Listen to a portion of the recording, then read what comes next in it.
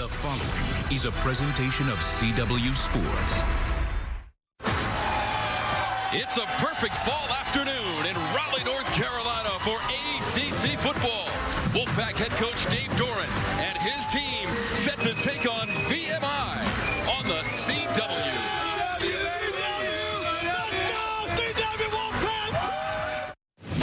It is so great to have you with us for ACC football on the CW. This is just the start of a sensational season. They say what doesn't kill you make you stronger. All that pain, it done made me to a monster. To the end zone, touchdown! All that pain, it done made me to a monster.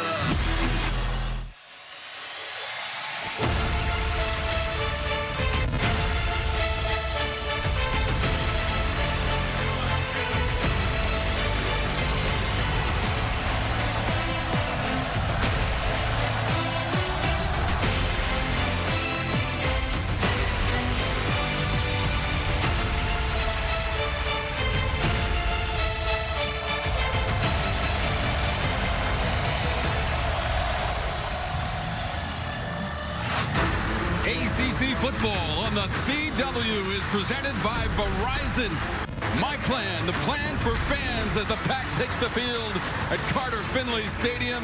And our matchup this afternoon on the CW, VMI out of the Southern Conference against the NC State Wolfpack here in Raleigh, North Carolina. And it is so great to have you with us for ACC football on the CW. Tom Wormy along with James Bates. And what did Coach Doran tell us yesterday in our meetings? This week is all about us, James, after the loss to Notre Dame. It needs to be. You got to get back to the fundamentals. When you're playing the best teams in football, like Notre Dame, like in the ACC, 4 teams in the top 25 right now, it's not going to stop last week. They've got to get back to the basics. And when you talk about the best, you mentioned Peyton Wilson, the linebacker for NC State. Not surprisingly, the top tackler in the ACC this season. Yeah, shine a light on him, would you? There he is, number 11. Boy, is he fun to watch from that linebacker spot. He can do it all. He's physical. He's great in the open field, great in coverage. Here he is in the pass coverage. A little slip on that wet turf against Notre Dame last weekend. Chris Tyree now has the ball for Notre Dame highlighted. 7 yards separating. Here comes Peyton Wilson. Tops out at 23.7 miles per hour. Dave Doran telling us that that is the fastest anybody in an NC State Wolfpack jersey has ever run for him, and when he arrives hungry. It's the hustle that's so much fun. Wilson and his teammates set to take on VMI on the CW. I give it all that I got. Take a quick glance at the watch. Checking the time on the clock. Get up and start taking my shot. I give it all that I got. We take you into that Pack locker room, and Brennan Armstrong, their quarterback, and his teammates getting ready for the game against the Keydets as we go down to Tabitha Turner on the field. Coach Doran, you told us you want your team to play complementary football, both sides of the ball. What's key to making that happen today? We got to play off each other's momentum. Defense setting up the special teams giving us field position, taking advantage of what happens, those short fields, offense getting touchdown. Just cutting it, having fun. Offensively, where does the focus need to be after last week's loss? Finishing plays. Just finishing plays. You know, finishing runs, catches, blocks. Those things will score points. Thanks, Coach. Guys. Coach Doran in his 11th year, second most in wins in school history. Danny Rocco, well-traveled. His first year as the VMI head coach. Leading the Keydets onto the field this afternoon. It is sun-splashed, 81 degrees. Light breezes as NC State won the toss, elected to defer. So the Wolfpack will kick it away. And look at this spectacular weather. And I like the bottom line, Bates. Chance of rain, 0. Let's play football in the ACC. Yeah, Wormy, that's more than sun-splashed. I do like that, though. It is a sunshiny day and a new day for the Wolfpack. A chance to get that bad taste out of their mouth, go out there and play some football, and they'll start it with Tony Gibson's defense. Exact opposite of our outlook a week ago when we were in Pittsburgh. Cincinnati and Pitt got us going last week. Today it is NC State and VMI, and there will be no return from the Keydets.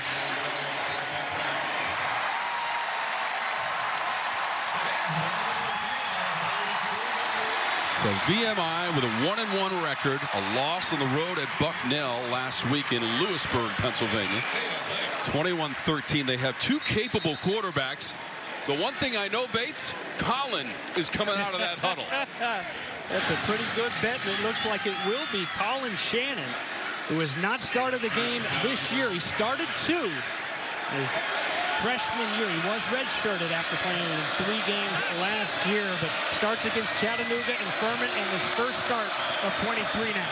Colin Ironside was the starting quarterback in the first 2 games for VMI. That's Rashad Raymond on the carry on first down, and it's just 2 yards. Peyton Wilson, number 11 in red, white, and black on the stop. Yeah, we highlighted him off the top, and just about every snap you'll want to know where number 11 is out there on the field, and certainly the Keydets will want to know where he is lined up across from him. Such a big playmaker and so much fun to watch.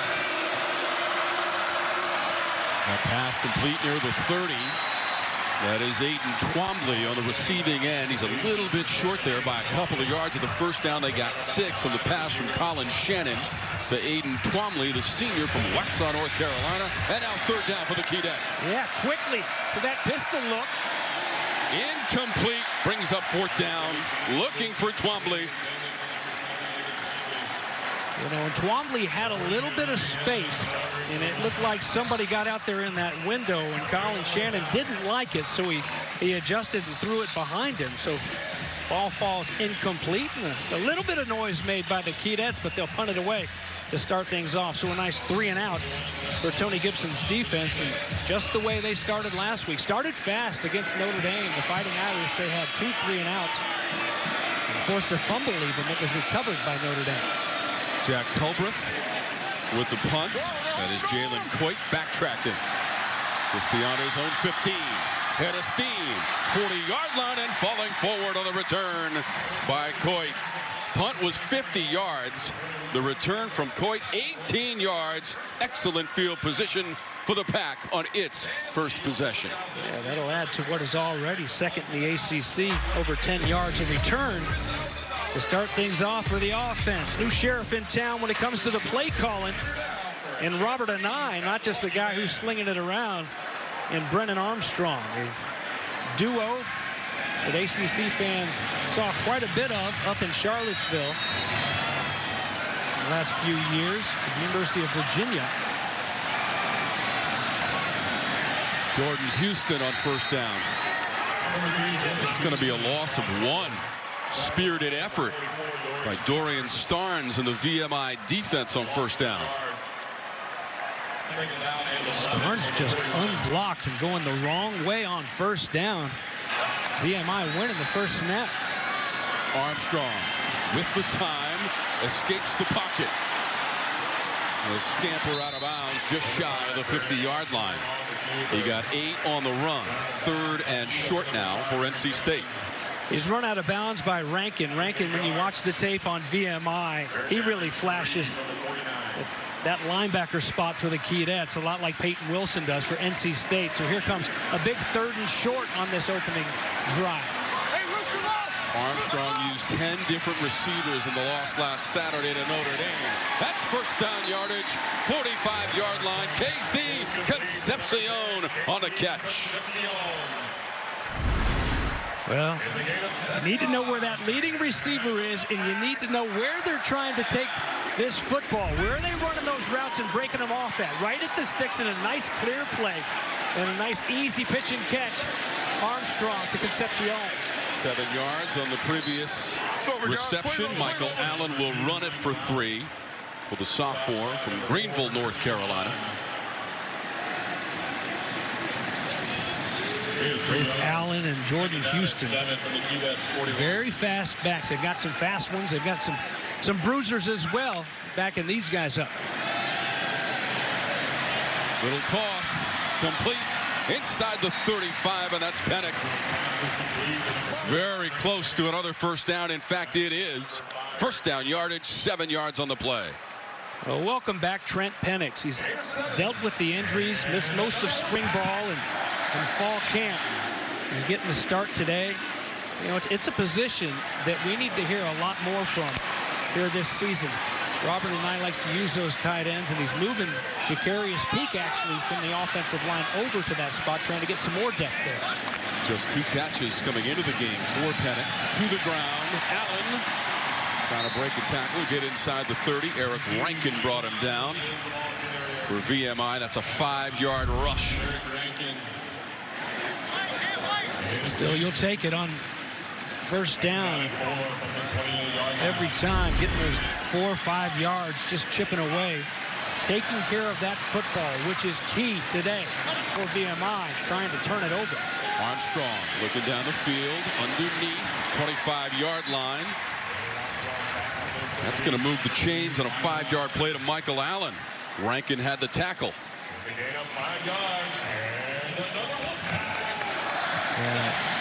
Rankin, 3 tackles already on this opening drive, and we're just hitting the 11-minute mark left in the first quarter. Houston. Correction, Allen on the catch down the sideline, just inside the 20-yard line. It's a 4-yard play. Taj Summy forced him out of bounds. Look, Noel Innocent does a good job of fighting off the would-be blocker. First of all, trying to force that ball back inside, but when he got the ball outside, breaking free of that blocker and knocking him down. Into the red zone for NC State. Last year they were 10th in the conference in red zone scoring. Trying to make a move at the 15 and toppled there. Concepcion on the grab. That's a 5-yard play. Takes it inside the 15. Now 3rd and very short, James, for NC State. Keep in mind, Brennan Armstrong is the leading rusher on this team. Entering this afternoon's game, had a couple of rushing TDs in the win against UConn to open up the season. Armstrong hasn't missed on this drive. 5 for 5 to the ground. Up the middle, Mims has a first down. Inside the 10, 1st and goal. NC State on a 6-yard run. Nice little read. That option was there. Read correctly, but that option's always there for Brennan Armstrong. You just mentioned it. Top rusher heading in, and he's done a lot of damage to ACC opponents throughout the years back at Virginia with those legs. You always have to account for number 5's legs. And here it's a 1st and goal for the Wolfpack. The 11th play of the drive for NC State. Gray trying to turn that corner.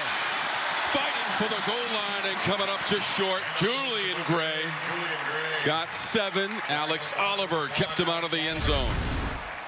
This is a nice job by Gray to dance around a little bit, make a couple guys miss, as he had a couple guys on him early and leaning forward, almost taking it into the paint. It'll bring up a 2nd down and just about less than 1 yard to punch it in for the first score of the afternoon.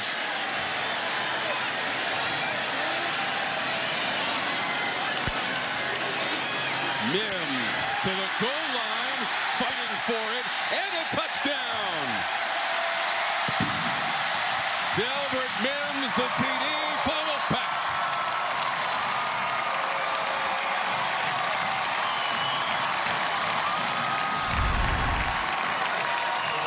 Down low, and a good job by the Keydets to not go low. Down at that goal line, you've got to stand them up, hit them pad to pad. You go low, they're going to fall down over you into the paint. So they try to stand them up, but the strong lower body of Mims able to, that second effort, just keep churning and get into the end zone for the first score for the Wolfpack. And the 2nd TD rushing of the season for Delbert Mims, the 3rd, the junior from Indianapolis, Indiana. Braden Narveson has the extra point. First possession, 7 points for NC State. This is ACC football on the CW.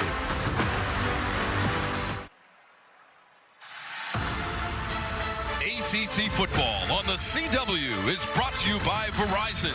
My plan, the plan for fans. Oh, yeah. Doesn't that look great? Grill it up and enjoy ACC football. Presented by Verizon on the CW. First drive of the game for NC State, 12 plays, no play, James, was greater than 8 yards on that drive. I would have come back with Tommy want wingy. Tommy boy. I'll take a couple. Cook them up. No return from VMI. All right, let's take a look at our impact players today. Brought to you by Walmart. Welcome to your Walmart. Yes, Chance Knox, number 6, the wide receiver, a playmaker on the outside, and they're running the football throughout the day out of Newark, New Jersey. Rashad Raymond has been a force for the Keydets here early this season. And again, they're taking handoffs and catching balls from a new quarterback. And Colin Ironside, a guy out of Knoxville, Tennessee, West Knoxville, Bearden High School. Not starting today, a little bit banged up, so it's Colin Shannon. Prior to the snap, false start, number 77 offense, 5-yard penalty, still first down. That's our referee, Gary Patterson, as we take a look at today's impact players. Brought to you by Walmart. Welcome to your Walmart on defense. Well, Devin Van up front, square and vertical and strong. All those defensive linemen got last week finally. And Caden Fordham, rather. Tony Gibson, who do we watch tomorrow? He said, watch Fordham. He's going to make plays. Hunter Rice had the carry. There is no gain. NC State a season ago, the best of the ACC in scoring defense. They only allowed just over 19 points per game. Second in rushing defense and led the conference in interceptions with 19 last year. Shannon gets rid of it. That's Isaiah Lamond for 3 yards on the pass play. Nice throw and catch here. Shannon, the redshirt freshman, a completion, but also defensively. They'll let you have that all day long until they're scared that you're going to run by them. It makes things a little bit easier on the defensive side of the ball. 3rd and long now. Just 38% of the season so far. Small sample size with the first 2 games and a 1-1 record for VMI. They face 3rd and long. We'll call it 3rd and 11. From the 24, Shannon's pass deflected and intercepted. Inside the 20 on the return. Robert Kennedy all the way to the end zone. Touchdown, Wolfpack.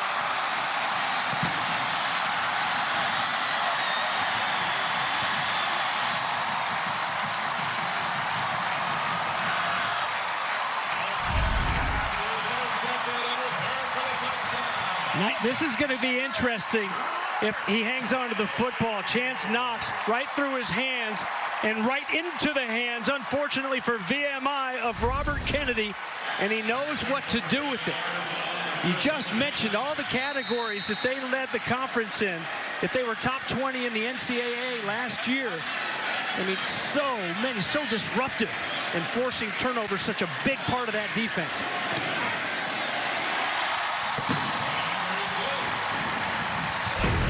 Well, when they force those turnovers, they give those dogs a bone. Give number 8 a big one because he takes it back to the house.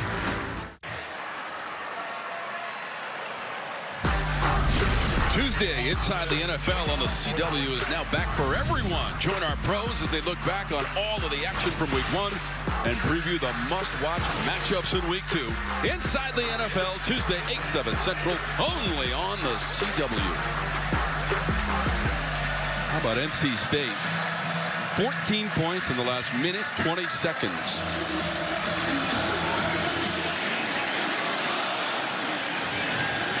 Robert Kennedy with the 30-yard return off the interception for a touchdown.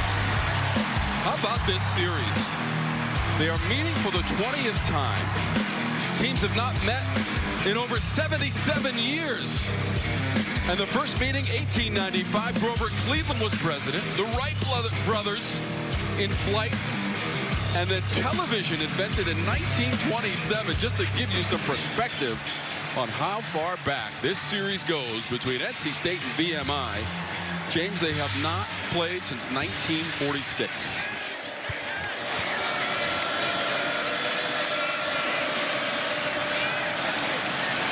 So far, this edition of the series being dominated by NC State. That's a 5-yard pass play to Knox for VMI.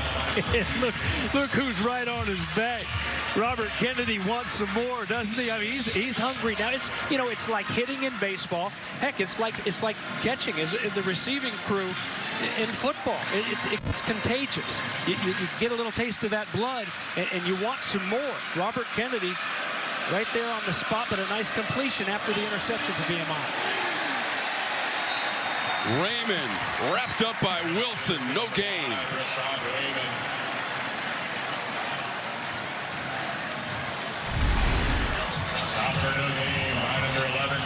Yeah, you're going to need a little bit more friction on number 11 than just a little forearm. You know, one thing that stands out about Peyton Wilson's game, too, is he doesn't mess around with the big guys. There's offensive linemen trying to block him if he doesn't have to. And even in times when most linebackers couldn't run around blocks, he can because he's so athletic. Pass near the 35-yard line. That is caught. Aiden Twombly fighting for that reception from Colin Shannon. 9 yards and a first down. It's good to see Colin Shannon come right back out slinging this football around. The interception wasn't his fault, off the hands of the receiver. A couple nice completions here, and their first down of the game as they're up near midfield.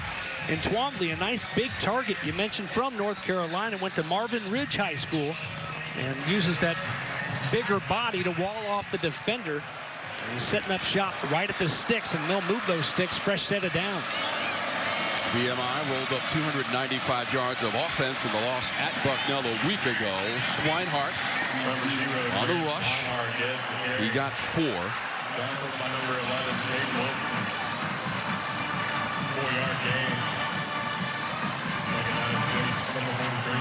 VMI, the game against Bucknell into the fourth quarter was tied, James, 7-7 a week ago.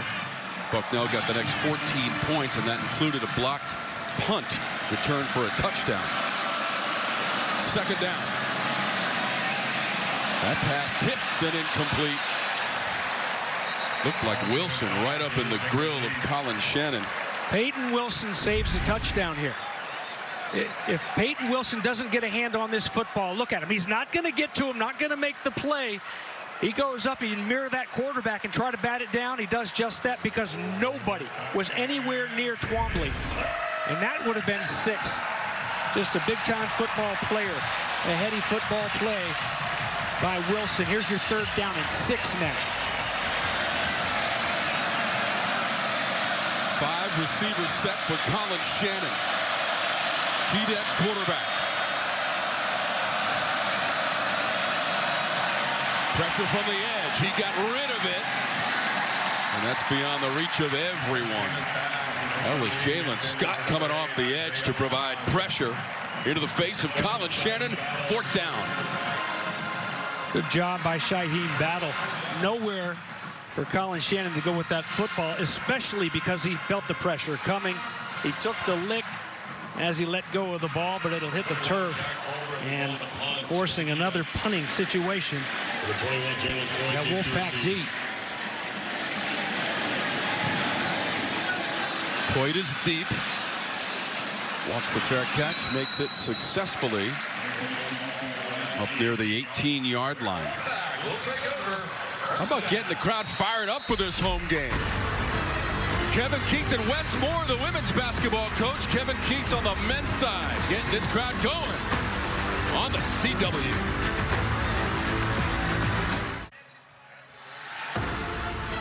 ACC football is brought to you by IHOP. Put a smile on your plate. Bank of America. What would you like the power to do? And United Healthcare. There for what matters. NC State. Armstrong. Incomplete pass. Through the hands of the intended receiver. Danny Rocco's VMI Keydets. Trailing 14-0. A TD run from Delbert Mims. And an interception return touchdown by Robert Kennedy. First time that NC State had done that since last season against Texas Tech when Aiden White took it back 84 yards for a TD after an interception. And this is Jordan Houston, just 2. Wonderful job by the defensive end, Dunn. He comes knifing through the guy who won the Havoc Award in game 1. And big number 4, Christian Dunn. There in that backfield, the penetration just disrupts everything. So after the drop ball, after the incompletion, then you get a stop with the run. What are you going to do on 3rd and long here now? Let's see if they just try to bring the 3 and let Armstrong stand back there. Armstrong delivers a strike near midfield. Julian Gray inside the 20. What a throw from Armstrong, and Gray takes it down deep into VMI territory. Julian upset he didn't take it all the way to the end zone. We've already had one number 8 score. How about this ball? Throwing it over the linebacker. You just saw it done with the big play against the run. Throwing it right over his head. Just on a rope. A beautiful throw from the lefty, Brennan Armstrong. And once again, the Wolfpack is rolling. 64 yards on the pass play for the all-time leader in the ACC for yards passing by a left-handed quarterback. Back to the air, to the end zone. It's a touchdown. Caught in that back corner by Bradley Rosner.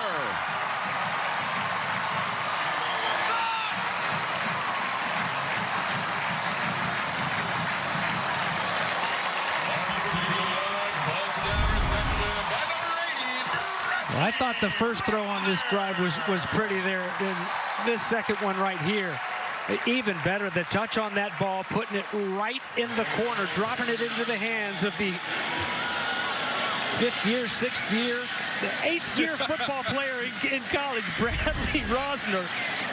Quite a story right there. They're glad to have him in Raleigh. He's going to make big plays throughout this final season in college ball. Second TD reception of the season for Rosner. And Armstrong with his 3rd passing TD of the year. 16 yards on the pass play, James. Well, let's take a couple looks at it. And again, good protection.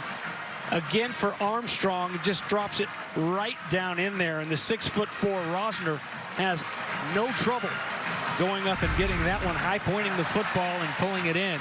And it's 21-0. And just as Coach Dave Doran was telling Tabitha off the top of the game about playing complementary football, one thing that he harped on when looking back at last week is we absolutely didn't play complementary football. We played uncomplimentary football. The offense would have a little bit of a spark, but the defense wouldn't answer. Right now, here in this first quarter, they're feeding off of one another. They're bouncing back and forth. We've got defensive stops and defensive touchdowns. And by the way, we've got a couple offensive touchdowns and some good-looking quarterback play here early from Brennan Armstrong.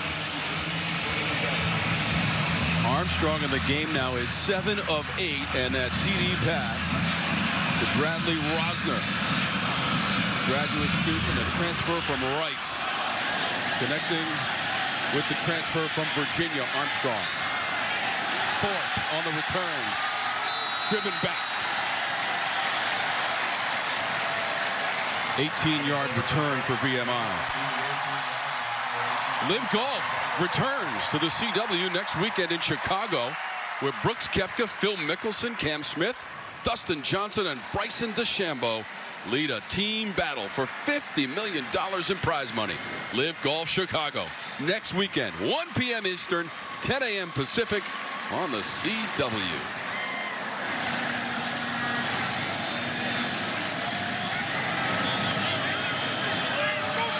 Back to the ACC football action, 21-0.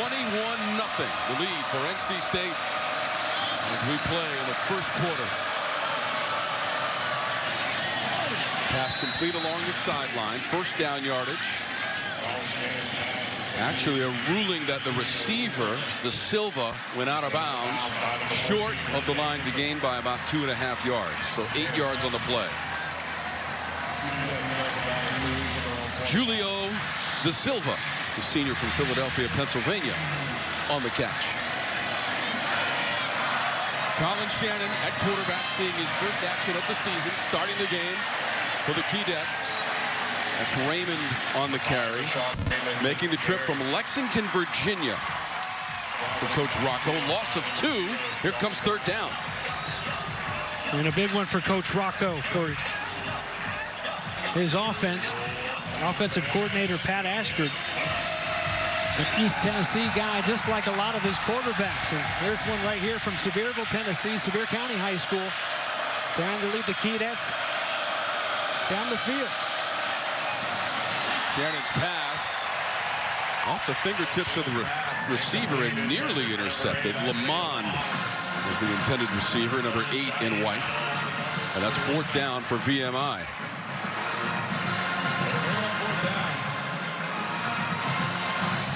Shaheen Battle got a piece of that one. It looked like it was going to be a 1st down on that 1st down play, with the receiver stepping out. It turns out to be a 3 and out, and should get pretty good field position here as Jalen Coit, one of the best returners around.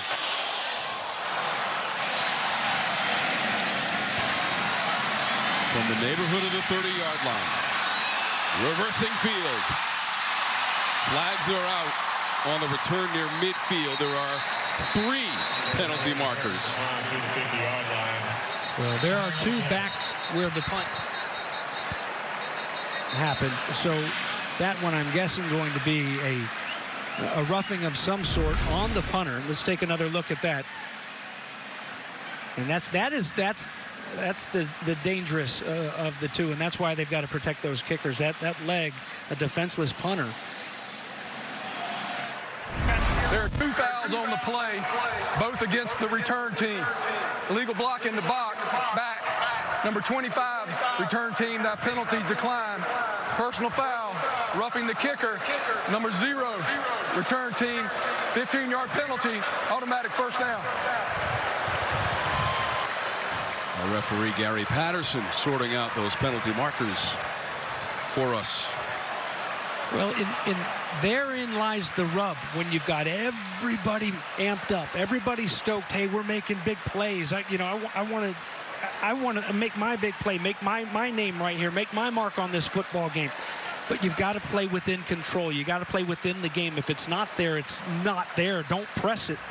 And a little bit too much, a little bit too aggressive. And so it'll be another shot for VMI and Colin Shannon to come back out here and try to continue this drive. Just 36 yards of total offense so far in the 1st quarter. We are late in our 1st quarter.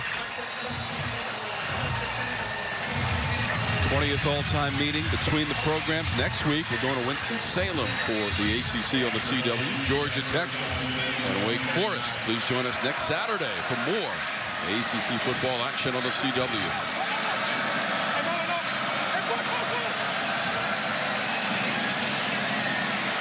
Thorpe trying to fight his way to the 40, doesn't quite get there. Well, there is no gain on the play with the ball at the 39. Darius Edmondson stepping up for the NC State D. Battle in the vicinity as well. Darius Edmondson here, Tom, may not be credited with the tackle, but he's going to come firing up as soon as he recognizes, boom, he's going to go upfield, get penetration, and turn that ball back into his buddies. Shannon on the rollout, misfires, looking for Thorpe.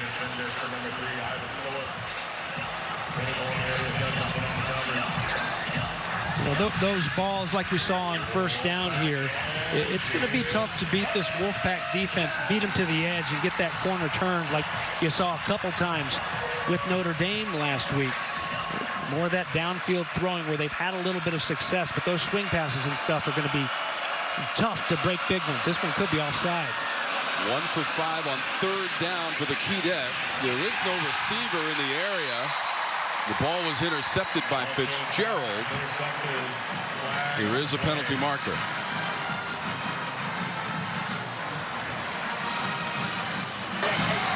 Offside. Defense, number 13. 5-yard penalty.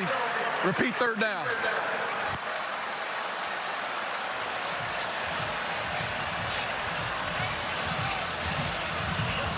Travali Price is number 13, the sophomore. So another chance on third down for VMI against Dave Doran's defensive unit. And again, 1 for 5 on third down so far for VMI in the closing moments of our first quarter. Shannon felt pressure, got it away incomplete, and then hit the turf. Looking for Twombly. Fourth down, VMI. That's Twombly unable to come out of that route, and you got to think that's where he's trying to go. There's a hit up high. You got to be careful, Devin Van. No flag, and number 1's going to pop right up. He's a Smoky Bear, Tom. Spear County High School. He's a tough guy. The redshirt freshman has to leave the field. Another punt now from Culbreth.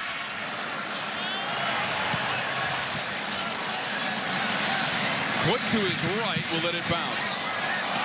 Inside the 5, and VMI able to save it from going into the end zone. It's down near the 1. 55-yard punt from Culbreth. All right, let's take a look at this afternoon's Impact Players, brought to you by Walmart. Welcome to your Walmart with NC State on offense. Yep, welcome to Walmart. Welcome back, Trent Penix. Good to have him back, the senior from right here in Raleigh Sanderson High School.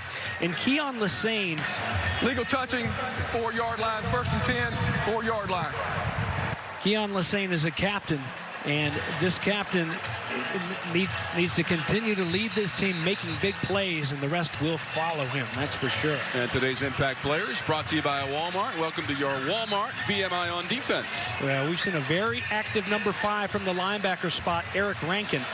And needless to say, Oliver and the rest of that secondary are going to be busy here today, trying to defend against Brennan Armstrong's arm and the receivers for the Wolfpack.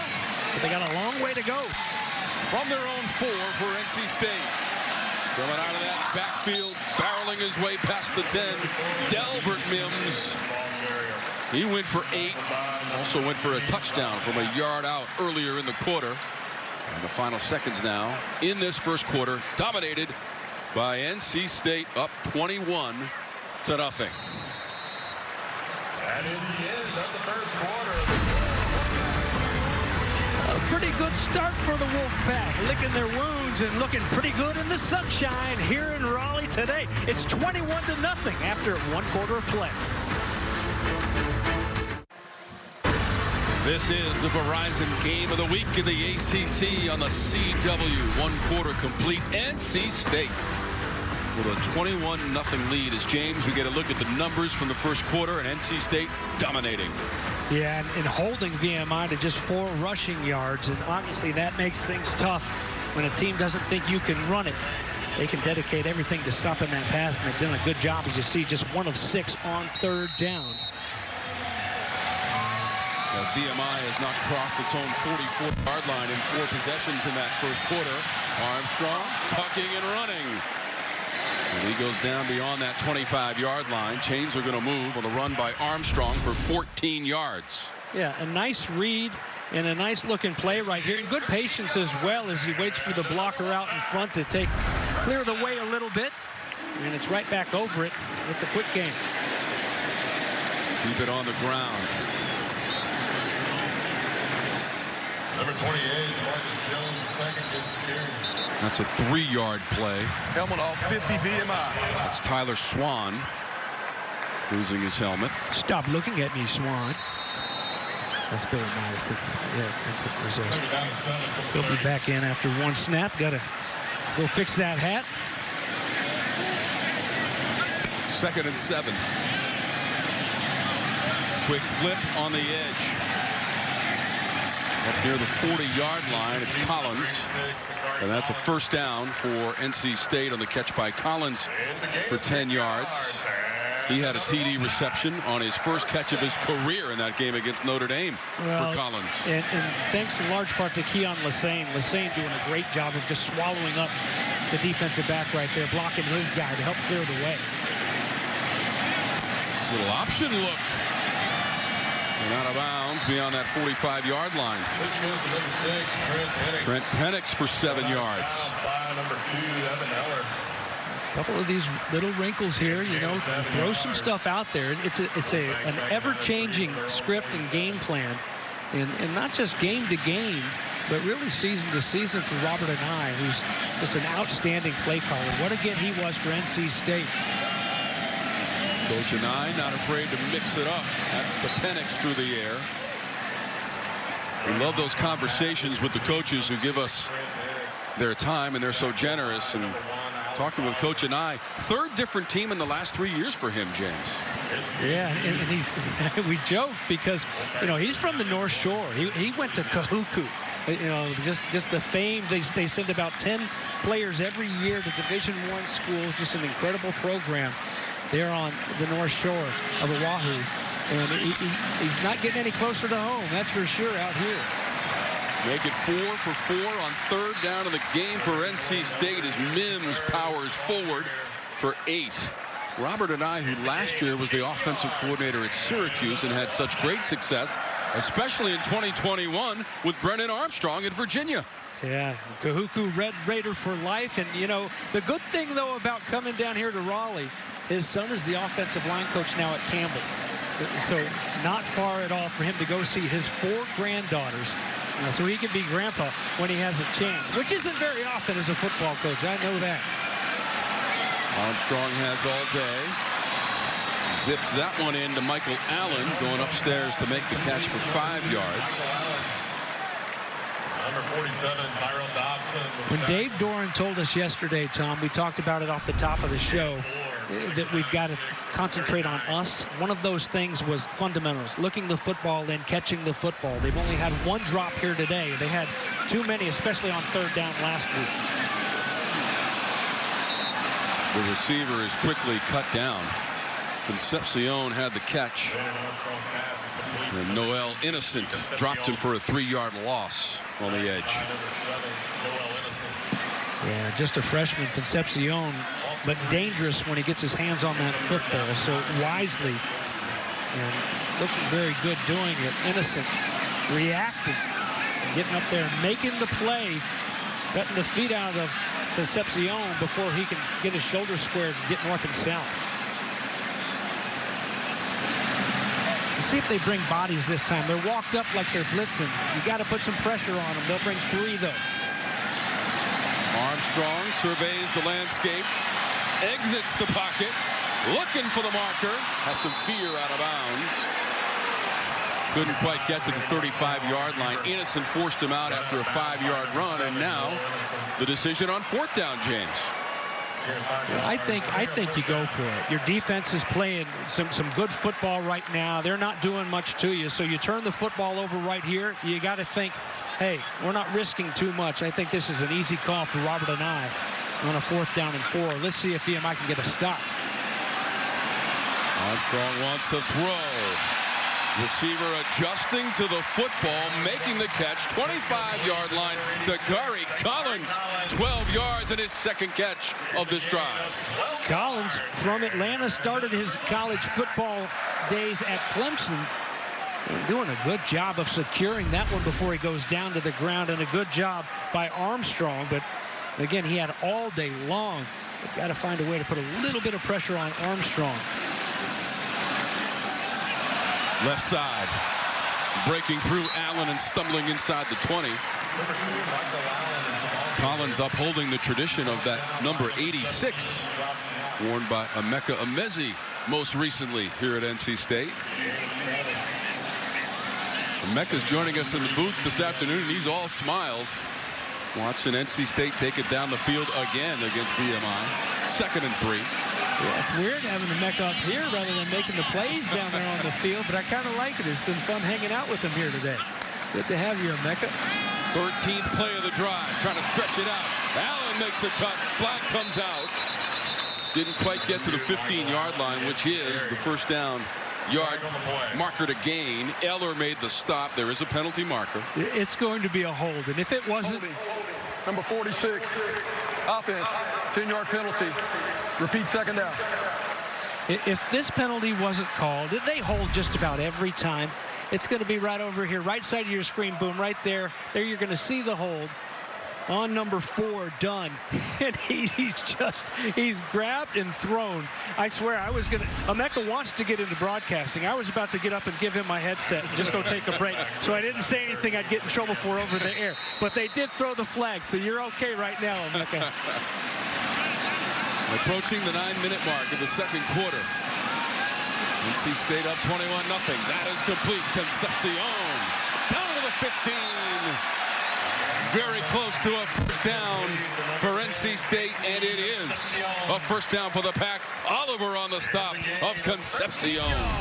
And this is why you have to react in a hurry on number 10. You got to get up before he can get those shoulders square, because see how dangerous he is dancing in the open field. And speaking of Emezi, hey, couple Charlotte guys, right? Huh? Yeah, big-time players coming over from Charlotte to play in Raleigh. That was 13 yards, and that pass play is broken up near the 10-yard line. Lassane was the intended receiver. Oliver the anticipation. Nice job to read this. Go break it up. And see that even that back arm is secure. The back arm right there, making sure if he does miss with that hand, he secures the tackle. But a nice looking break there by Oliver to force the second down and 10. Armstrong had completed 8 passes in a row prior to that breakup. Jordan Houston. That's only 2 yards for Houston, the senior from Waldorf, Maryland. It's a gain of 2 yards. You've got these fast backs in Allen and Houston. We saw the touchdown run earlier by Delbert Mims. That bigger body guy that's the type over the years. Robert and I is always going to have one of those big, powerful bruisers like Mims, but he loves having the speed to play with as well. This is now the 16th play of the drive. The pass is incomplete near the 5. Intended for Vereen. For number 11, Juice Vereen. Number 2, Evan Eller on the well, Juice Vereen walks into the end zone if he catches this ball. And, you know, just when we said they haven't been dropping the football like they were last week, that one needs to be caught. And the freshman would like to have that one back. And here comes the field goal unit. Yeah, Vereen was the leading receiver against Notre Dame with 4 catches and 65 yards. 31-yard field goal. Narveson, and it's good. NC State into the second quarter with a 24-0 lead.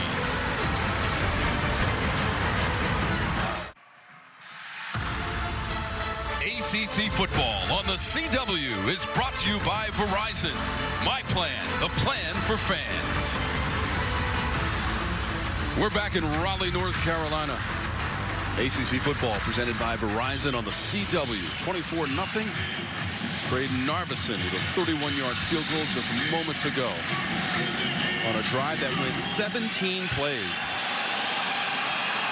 and took over 7.5 minutes. So we'll step aside when we come back. VMI has the football. It's all NC State so far in Raleigh.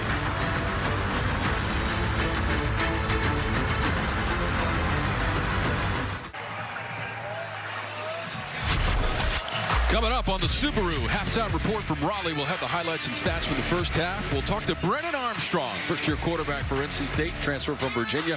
And we'll go around the ACC and check the action on this Saturday. We're in Raleigh, North Carolina on the CW. Tom Wormy, James Bates, member of the 96 National Championship team in Florida. Tabitha Turner is on the sidelines for us, and there is no game.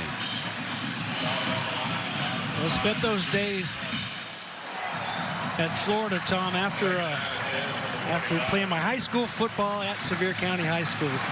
Just like this young man right here. It was kind of fun to go down and see Colin Shannon in pregame, redshirt freshman. He was just back there in Sevierville a couple years ago. And same high school Dolly Parton went to, the Smoky Bears.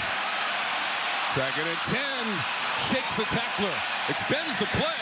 Flags are out, and it's incomplete. I count at least 3 markers on the play. I think there might be a few more that came from up above. It was a fury of flags, and Peyton Wilson right around that football thought he was going to maybe get his hands on it and intercept it. Holding, number 55, offense, 10-yard penalty, repeat second down. That against the Danny Rocco's team.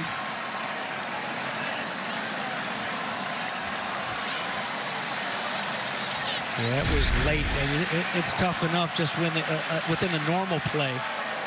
And yeah, I would say that's holding. They've got those white gloves on.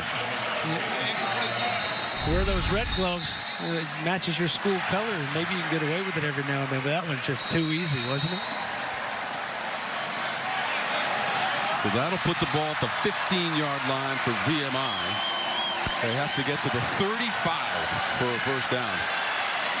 Deep pass with a step and caught near the 40.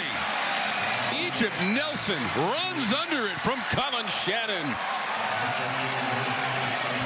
Wow, what a pretty ball here. After the play fake, you got a little bit of pressure late and just lofting it up there. Right for Nelson to run underneath it in stride. A beautifully thrown ball and a great job by Nelson to get steps behind the secondary. 44 yards on that completion and on into NC State territory for the first time today. From the 41 of the pack for the Keydets. Shannon sidesteps a man. Gets rid of it on the sideline, broken up. Sean Brown made the play against Twombly for VMI. If you're a Wolfpack fan, this is good to see. You want Sean Brown to gain some confidence in games like this, and that right there shows a good feel of the football game and outstanding confidence and ability. Obviously, he can make plays, but he doesn't have all the experience that Jakeem Harris had or an Ingram in the past. That's big. The run from Raymond is stuffed, no gain. 68 VMI helmet off. 68 is Cole Holtz, the center. Junior from Richmond, Virginia.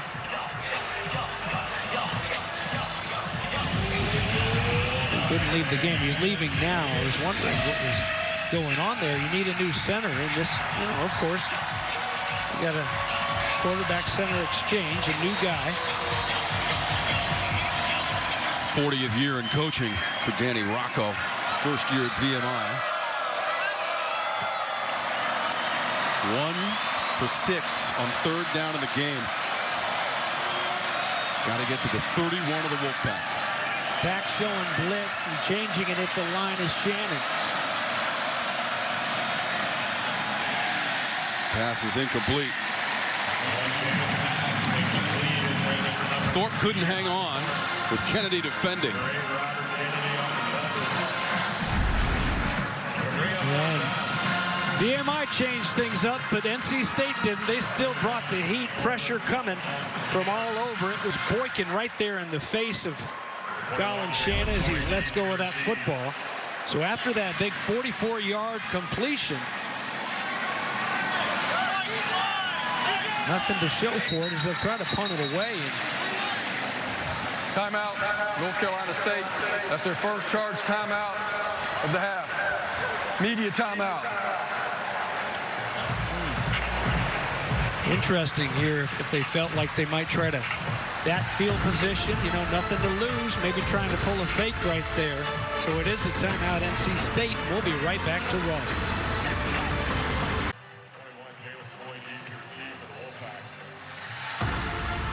ACC football on the CW is brought to you by IHOP.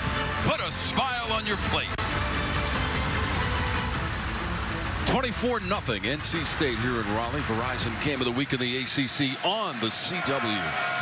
Coit is the deep man. 4th punt of the game from Culbreth. That'll bounce at the 1 and go into the end zone. It's a 41-yard punt from Culbreth. We had a nice punt earlier in the first quarter where he pinned NC State down at the goal line. Got him at the 4, this time a little bit too strong. And it's back to Armstrong and the pack. So Keydet is trying to figure out what exactly a Keydet is. Well, it's nobody really knows.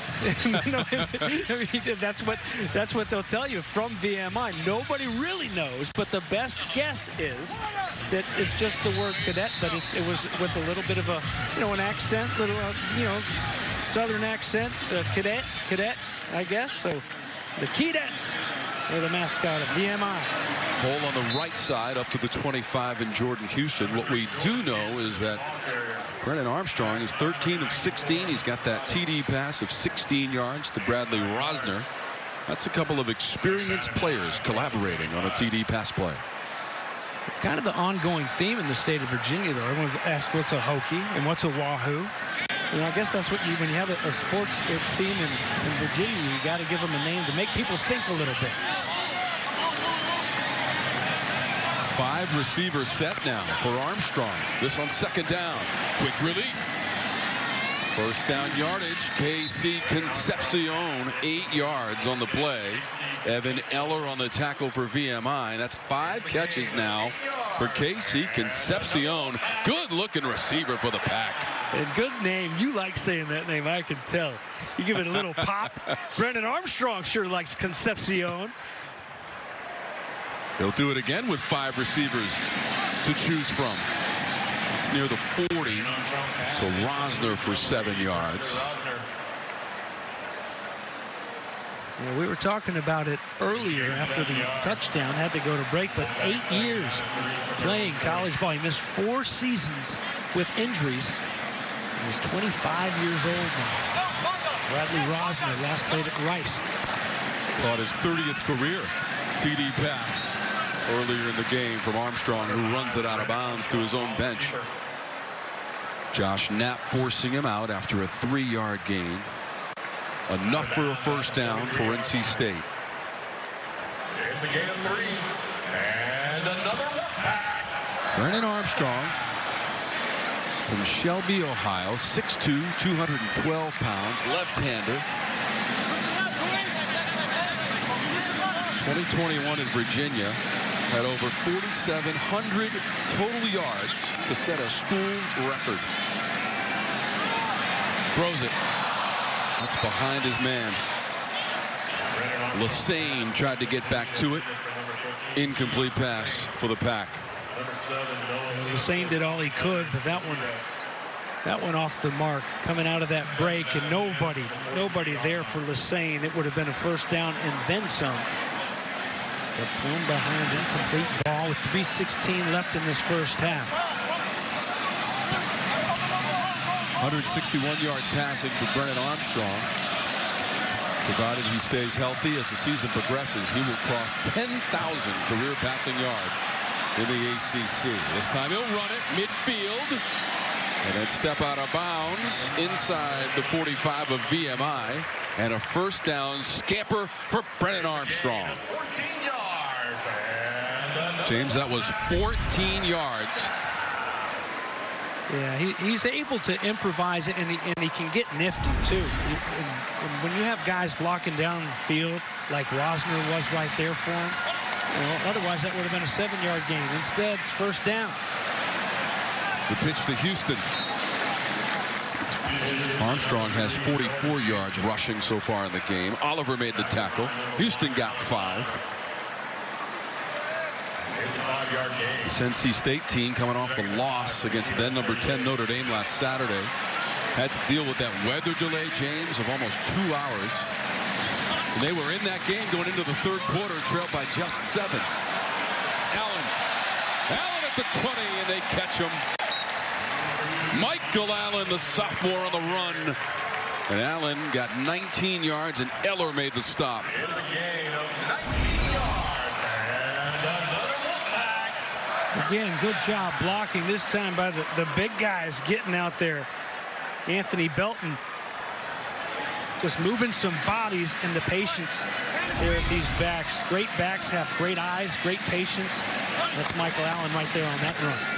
Armstrong dumps it off. Houston got wrapped up immediately by Starnes, and that's a loss of 2. Brought down by number 44, Dorian Starnes. 2-yard loss.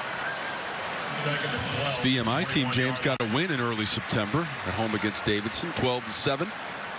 Scored a late touchdown in that game to get the victory against the Wildcats. Yep, come from behind. They were down in both the games. 10th play of the drive. Little dump off. 18-yard line or so for Penix.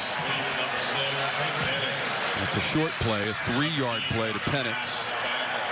Graduate student from right here in Raleigh, North Carolina, and Sanderson High School. Looks like he's walking over to the sidelines to collect his thoughts. Yeah, I hope he's all right over there. Talked about some of the things he's had to deal with injury-wise earlier. And 3rd and 8, little things, but Wolfpack like to see a little bit of momentum going into halftime here. A nice touchdown instead of a field goal. Armstrong has all day to operate. Throws it. 10-yard line towards the goal line. 1st and goal. Finding Julian Gray, who had a big 64-yard catch early in their game for a career high. This one goes for 16. Again, plenty of time for Armstrong. All the time. North Carolina State, that's their second charge timeout. All the time he needs and more, and getting it into the hands of the playmaker Gray. And the pylon cam shows you just how close he was. But no cigars. Still 1st and goal when we come back. 29 ticks remaining. The ACC game of the week on the CW presented by Verizon. Late in this second quarter. And the Wolfpack knocking on the door. 3 of 4 in the red zone. Couple of TDs and a field goal. Looking to add some more. To the goal line. And in it's Mims. His second short TD run of the game. Delbert Mims for NC State.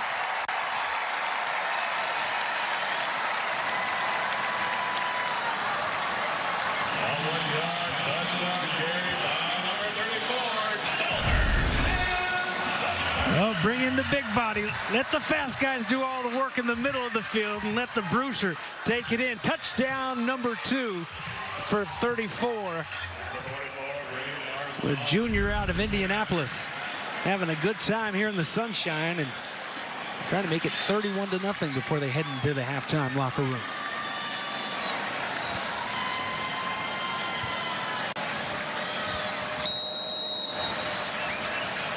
Second of the day for Mims. 3rd rushing touchdown of the season. Now tied for the team lead with Brennan Armstrong, who had 3 prior to today's game.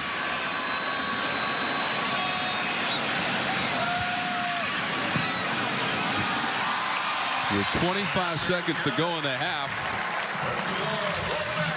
NC State leads at 31-0. About what the ACC has done in the early season, James, against non-conference opponents, and especially against the SEC. 4-1 against that conference. Yep, North Carolina with a big win over South Carolina. FSU on opening weekend, the win over LSU was nice. And Miami getting some revenge and getting all over those Texas A&M Aggies down in South Florida last weekend. And then, you know, of those 4 teams in the top 25, the next one up is Clemson. They're receiving the most votes, so basically 26 right now. It was a top 10 team that Dave Doran and the Pack saw come in and get a win last weekend in Notre Dame. He said they responded all week, had a great week of practice, and continue to do that here today. They'll be on the road next week to take on Virginia on Friday night. That's the first of 2 consecutive Friday night games for NC State on the schedule. Yeah, it was interesting, him talking about it. He doesn't love it because those are big recruiting nights. They like to be out there and go to these high school games. NC State won at Virginia back in 2020, 38-21 in the last meeting of those 2 teams. Virginia suffered a loss against Maryland last night to start the schedule for the weekend, although Miami had already posted a win against Bethune-Cookman to start the action this week. Miami undefeated. So 31-0 NC State. Colin Shannon started the game for VMI after Colin Ironside had started the first 2 games of the season. Shannon, the redshirt freshman, saw action in 3 games a season ago.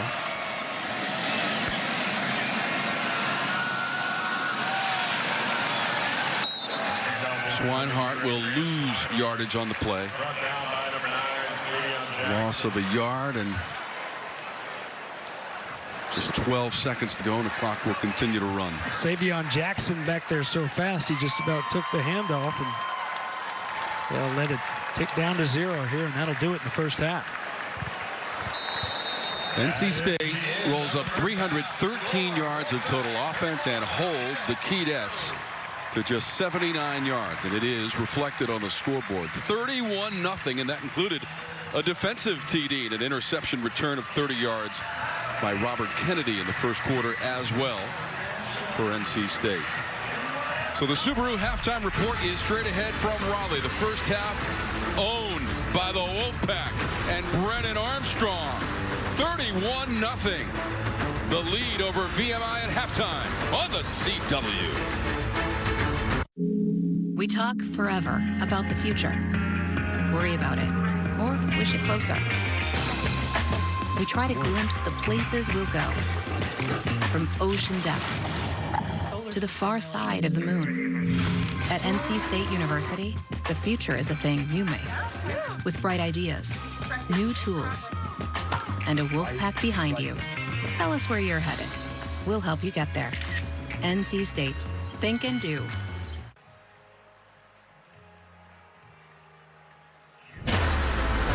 This is the Subaru halftime report. Love, it's what makes Subaru, Subaru. Welcome into Carter-Finley Stadium with NC State Wolfpack have a 31-0 lead over the VMI Keydets. It's a game where the Keydets are known for running the football, but are having some issues converting on the third down in their run game. We'll see if they can make some corrections in the second half. And NC State's just racking up the passing yards there. So that leads me into our feature. He may be wearing separate, completely different colors than he was last season, but the ACC's all-time leader in passing yards, for a left-handed quarterback that is just thankful that Dave Doran and the Wolfpack gave him another shot. Our very own Tom Wormy caught up with the NC State transfer, Brennan Armstrong.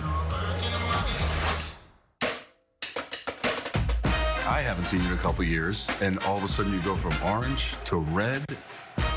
NC State program, just your thoughts about all this coming together. Just a lot of shaking up to do, and wanted to finish my career there at Virginia. Boom, not there. Moved on to my next step, and now I'm here. But you feel like there's a little bit of head start there with the familiarity with Coach and I and the things that you want to achieve in 2020. 100%. It's Armstrong, handoff, fakes it, and he's in. Touchdown for the quarterback, the transfer from Virginia. You know, the last year was kind of a downer. Coach Doran giving me an opportunity to come, play at NC State. Kind of made me take a step back, understand how grateful I am for an opportunity to play again. And now here we are, so I'm just trying to put my best foot forward. There's players you play against that you have great respect for. He was one of them. Armstrong for the goal line. He's in. Touchdown, NC State. Quarterback can help the coach on the field a lot with delivering information to players, player to player, on how a play should work, where I think that translation sometimes helps with teaching the offense. And we're glad that he's here. He's an accomplished, experienced quarterback. It's great to get a veteran quarterback in the room, and having one that plays in this offense, that knows this offense, has just been icing on the cake. Being able to step in and understand the offense right away, that was an easy bridge to start speaking about to the guys, because I'm brand new, right? I can really focus on other things. So I'm just trying to get to know the guys and start to connect.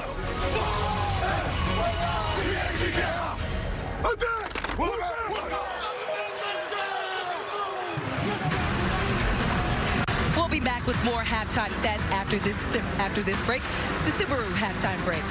Stay with us.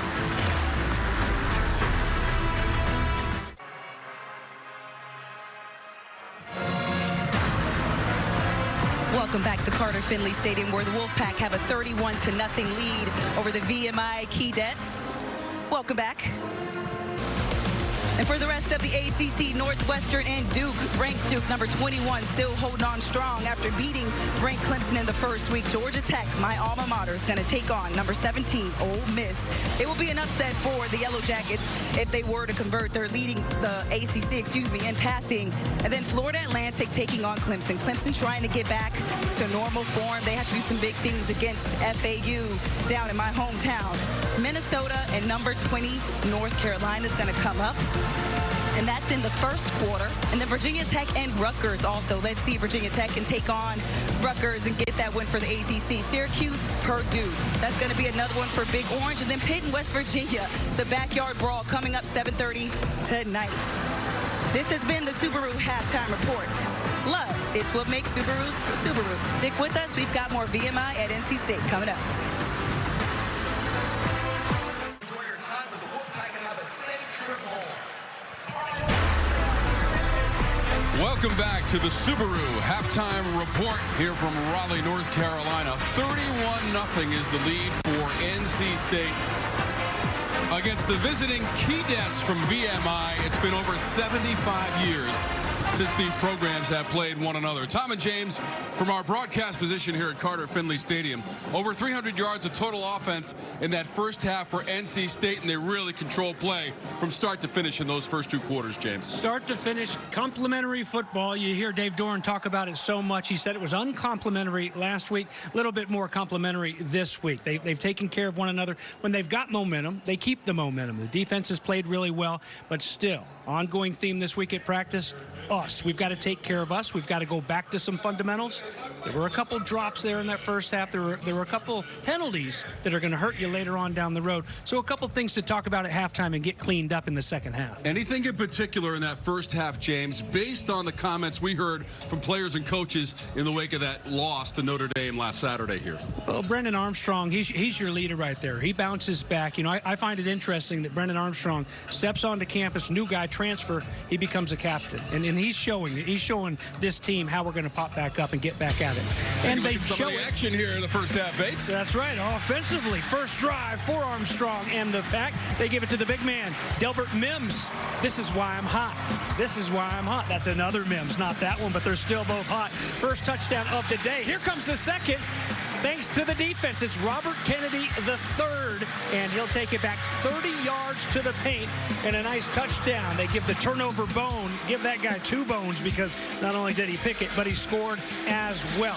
Look at this beautifully thrown ball from the lefty, Brendan Armstrong, to the new guy in town, Bradley Rosner, in the corner of the end zone.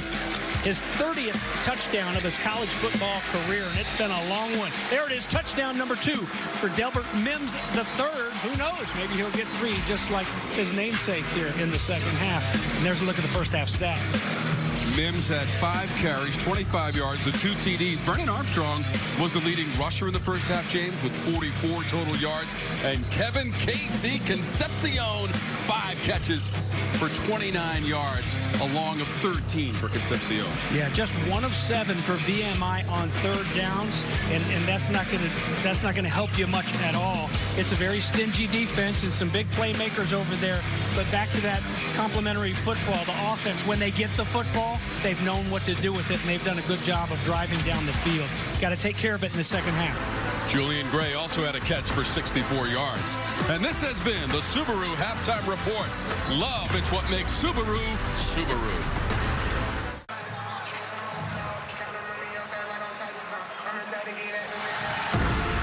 This is ACC football on the CW, presented by Verizon. Moments away from the start of the second half, NC State and VMI.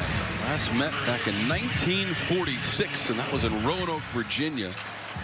And a win for NC State, 48-7 in that matchup back in 1946. A lot of history surrounding this series. Here in 2023, it's been all NC State so far, and it will receive the second half kickoff.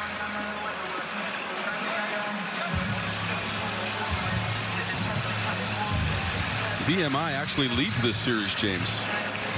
11 wins against 7 losses to NC State. There was a tie, and that was back in 1921 here in Raleigh. Started playing in 1895, and here we are in 2023.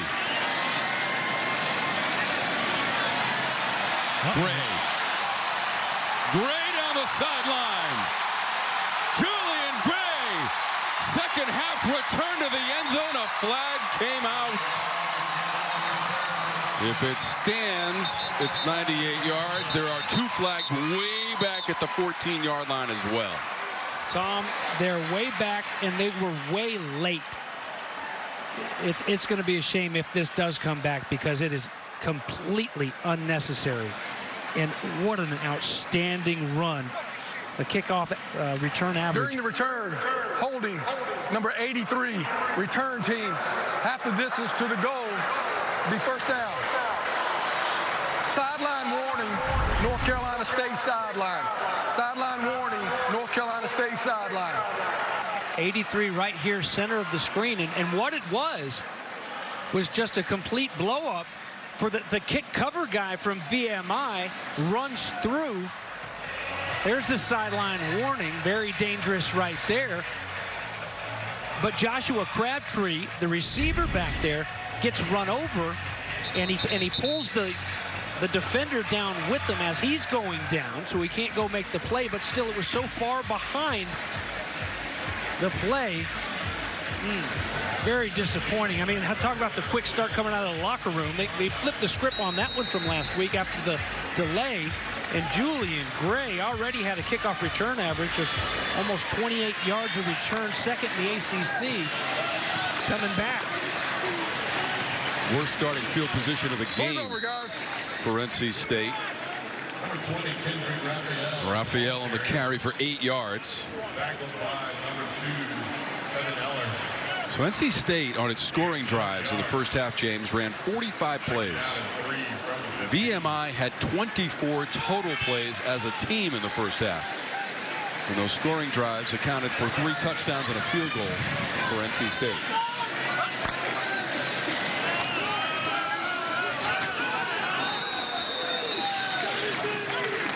Raphael stopped on the run. Starnes was there. That's a loss of 2. You know, and Tom, you know, down 31-0. It's a VMI team.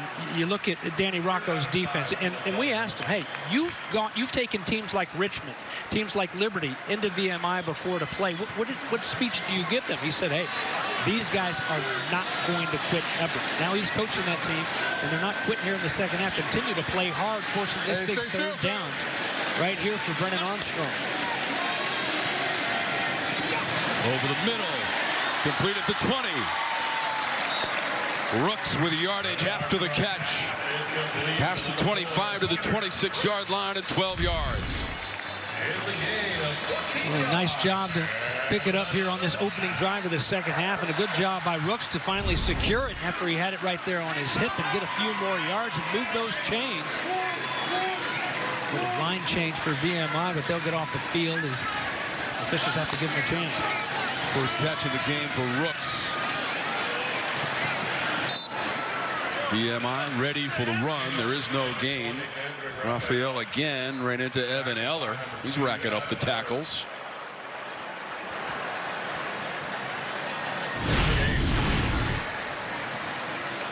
Second out of 10 for 26. Second and 10 from the 26, NC State.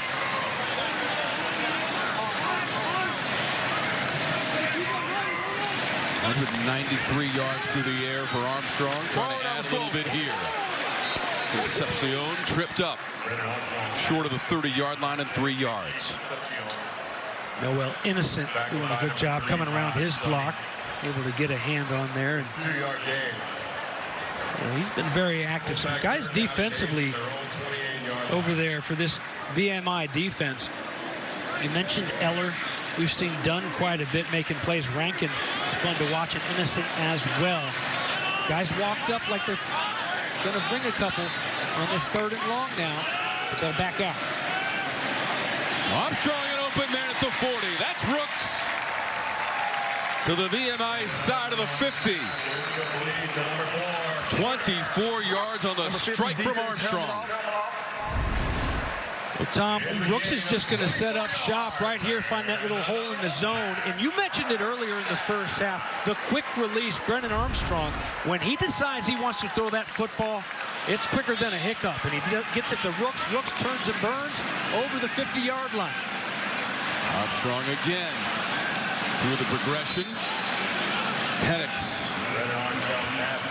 That's 4 yards to Penix. Ball at the 44-yard line of VMI. Oliver on the tackle. Gain of 4.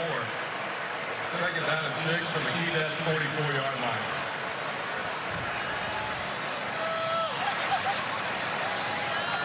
Four catches now for Penix. Up to 223 yards today for Armstrong. 22 of 26. Trying to get out of the pocket, and he can't get away. He's dragged down. Dorian Starnes has played an exceptional game defensively for VMI, and he pulls down Armstrong, loss of 5. Yeah, that offensive line has played an exceptional game as well. So Brennan Armstrong perhaps getting a little too comfortable in there in the pocket, and just standing in there flat-footed, unable to get away from the Russian Starnes. So here's another 3rd down, and just as VMI has had trouble converting 3rd downs, Brennan Armstrong and the Wolfpack, they seem to find a way just about every time. Near the 45-yard line. That's Rooks. All of his catches now coming here in the 3rd quarter. 5 yards, and Dobson on the stop. So it's 4th down. Armstrong now will trot to the sideline. So he might not get too many chances to see this punting unit on there. And even though 91, our guy Joe Shimko has been out there to snap on extra points and field goal tries. Wanted to get a good shot of this guy. 51st start here today. He's snapped for every kick, every punt since 2019, the beginning of the season. And one more perfect. Just keeps on doing it. Doing great things in the community as well, Tom. First punt from the pack, and they're able to down it near the 5-yard line, officially at the 6 after the 39-yard punt from Caden Noonkester. VMI has the ball when we come back. NC State has the lead on the CW. ACC football on the CW is brought to you by Verizon. My plan, the plan for fans. A perfect afternoon for ACC football here in Raleigh, North Carolina. So glad you're with us. Tom Wermy, James Bates, Tabitha Turner's on the sidelines. VMI has the football, 2nd level, and up near the 30 for Rashad Raymond for the Keydets. Well, here's the fight. We said that the Keydets, you better expect it from them for 4 quarters and quickly over the ball into the air. Last play for 24 yards. This to the 35-yard line. A chance knocks out of bounds. And a 5-yard play for VMI. Making the trip from Lexington, Virginia. An enrollment just over 1,600 Keydets. A school of history, tradition, military excellence. About 50% of the graduates go on to military careers to protect our nation. You can hear the pads popping, James, on a hit there by Wilson. V.J. Johnson was the receiver. Well, Peyton Wilson with 6 tackles already in this game. He's gone double digits 16 times in his career and twice already this season. Had 10 against UConn and 14 last week against Notre Dame back in 2020. He led the ACC in tackles. Timeout, VMI. First charge timeout of the half. Media timeout. 3rd and short for VMI as we step aside. Well, Welcome back to Raleigh, where NC State holds a 31-0 lead over VMI. And guys, VMI's running back and regimental commander, Mark Shelton, his leadership on full display this past week on September 11th, after he sent out a mass email to all the corps that he has at VMI, who he leads, reminding them of the alumni and service members who lost their lives fighting for our freedom in the war on terror. The letter noted that on that day, 962 cadets will be climbing 100 flights of stairs, which is equivalent to the height of the Twin Towers. And get this, each of the cadets climbing wore the name of one of the 343 firefighters, 611 law enforcement officers, and 8 paramedics who lost their lives 22 years ago defending our freedoms. The players also wore the names of the falling alumni on the back of their helmets during last week's game, guys. Back to you. Yeah, Tabitha, the highest honor that a cadet can earn at VMI, right there, number 43, and showing his true leadership as his team punts it away out on the field. All incredible young men. Thank you. Point on the return. Yeah, fantastic story there from the sidelines. Tabitha. Takes a special young man to attend the Virginia Military Institute. Right now trailing NC State 31-0. This is ACC football on the CW. ACC football on the CW is brought to you by IHOP. Put a smile on your plate. What's going on, Ripken? That's that pup's name right there, Ripken. As we welcome you back to Raleigh, where it's 31-0, the home team, and Ripken does more, Tom, than just football too. As this first down pass is complete, but he drops the puck at Canes games. He's the bat dog for the Durham Bulls, and man, he's a multi-sport star. I wonder if he's met Tuffy. I wonder if they get along. Tuffy probably be a little bit jealous of him coming out here stealing his shine. Ripken's on scholarship here at NC State. Slipping down near the 30 was Michael Allen. Looked a little disjointed there, James, with a lot of activity in the backfield. Well, it certainly did, but Allen showing great ability to avoid that tackle. Looked like he was going to be dropped for about a 5-yard loss. And he didn't get much out of it because he lost his feet, but showing you how quick and bursty he can be. So it's a 3rd and 5. And they're coming up. NC State has been strong in this situation this afternoon. 7 of 10 on 3rd down from its own 29. Wide open man over the middle.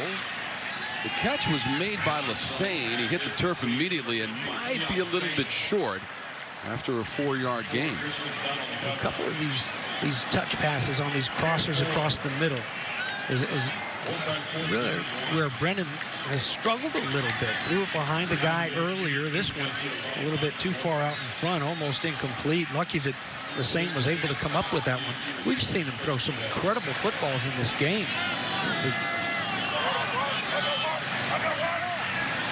Knox is deep. Noonkester.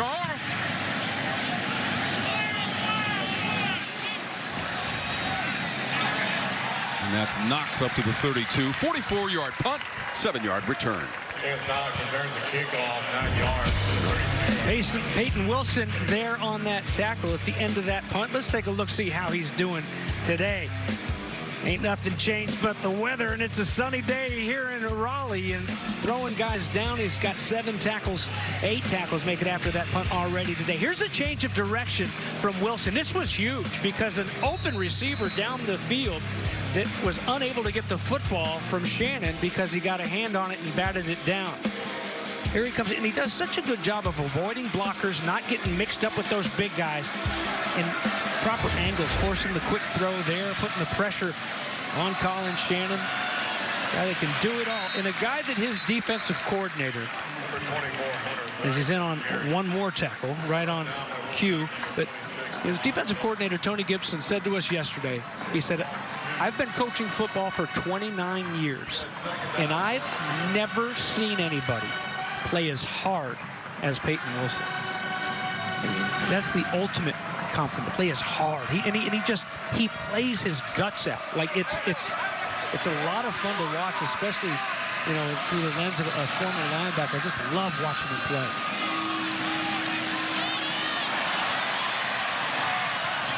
Thorpe broke a tackle.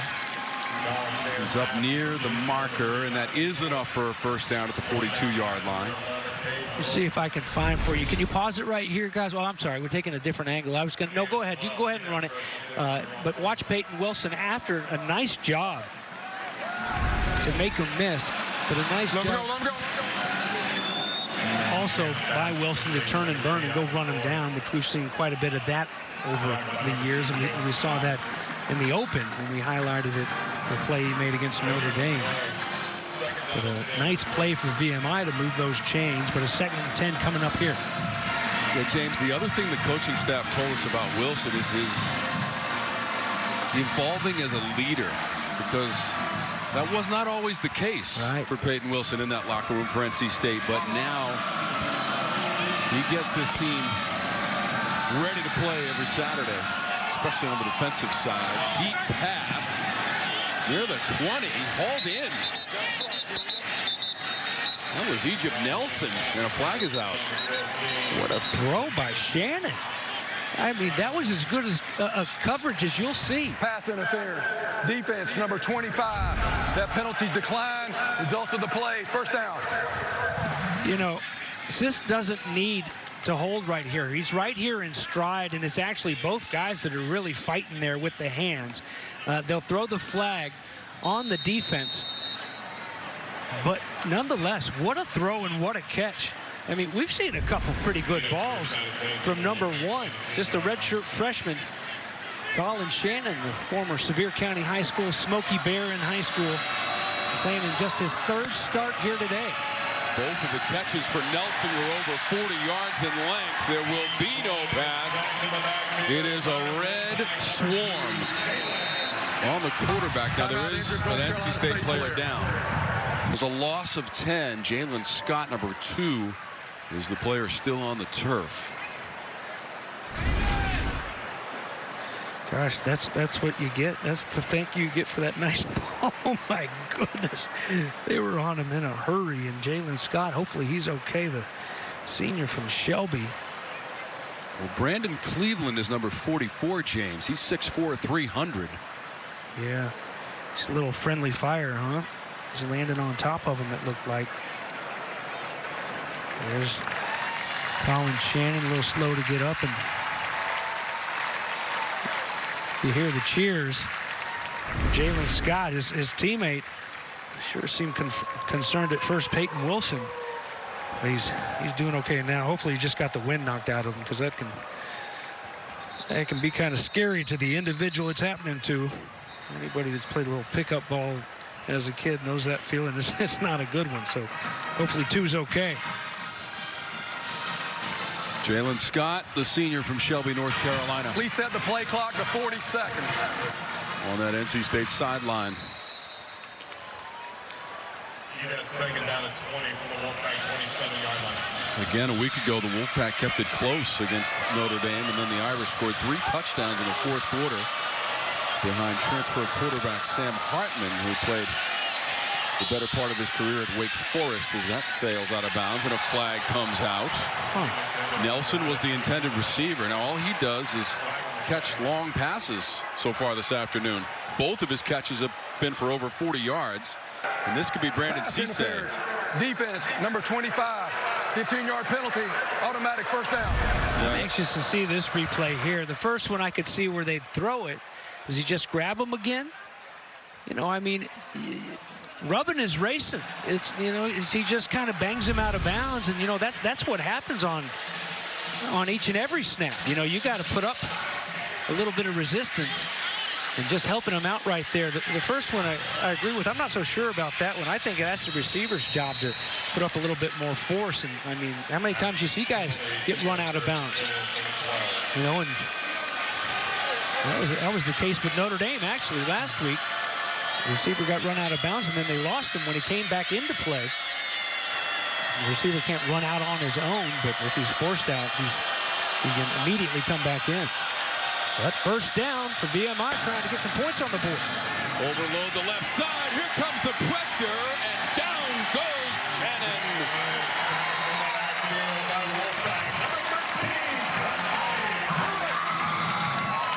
Price leads the way. Kennedy's there also. Man, all kinds of red. Boom. There's Price with the initial hit.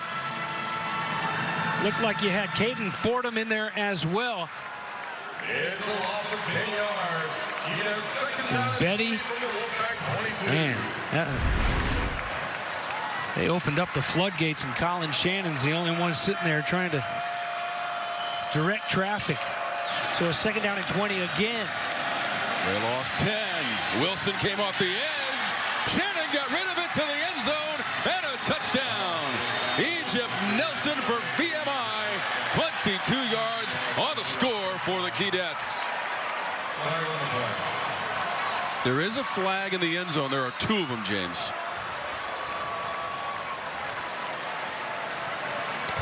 Result of the play or touchdown. After the play, unsportsmanlike conduct. Number 15, offense. That 15-yard penalty being forced on the kickoff. That is number 15's first unsportsmanlike conduct. Well, twice they went at Sis with the fade route, and twice he drew the flag. The one time it was a catch, and this time you have to think, hey, we've got him set up. We got him set up like fastball, fastball. Now let's go a little bit of a change. They throw that change up and bring Egypt Nelson back inside. Able to give a little fake. Extra point from Beck is good. Egypt Nelson, 3 catches, 107 yards in that touchdown. Well, 22 yards from Colin Shannon. And the pressure was coming from Peyton Wilson. Yeah, it was, and he knows he's going to get hit, and he has been hit time after time after time. Smoky Bears, baby. Severe count. That's what it is. That's the Smoky Bear, and just tough dudes there from up in East Tennessee, Sevierville, Pigeon Forge area.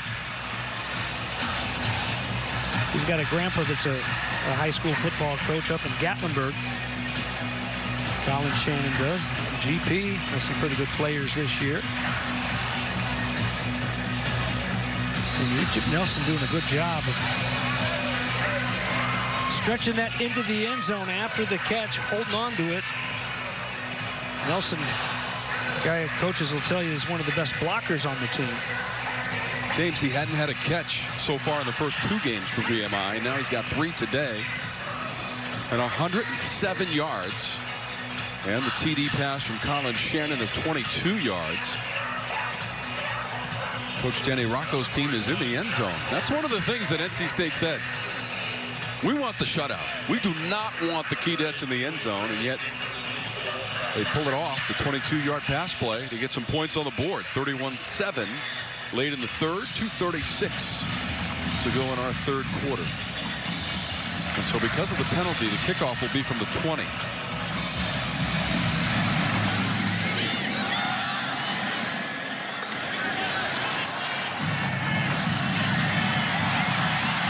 This is Gray.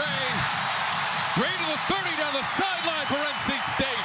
And all the way to the end zone. Julian Gray. 82 yards for the return TD.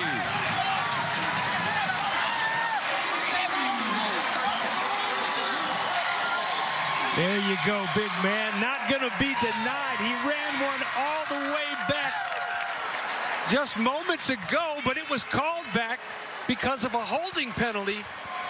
And this time, the field is clean. No flags, but a big return for Julian Gray. Huge touchdown run. First in Zonovan Band night in November of 2021 against Syracuse. That was for 97 yards. This one goes for 82, James. Wow. He's going to be a headache. Just a sophomore out of Charlotte. Look at him, little high step, and then turns on the speed down the sidelines. No one's going to get him.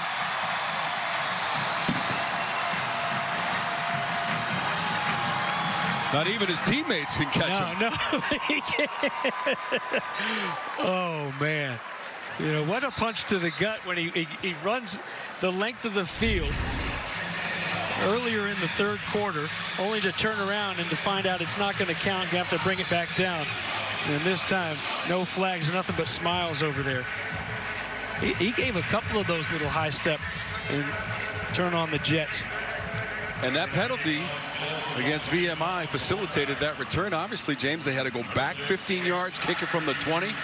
Gray picks it up with momentum and shoots right down that sideline for the return of 82 yards.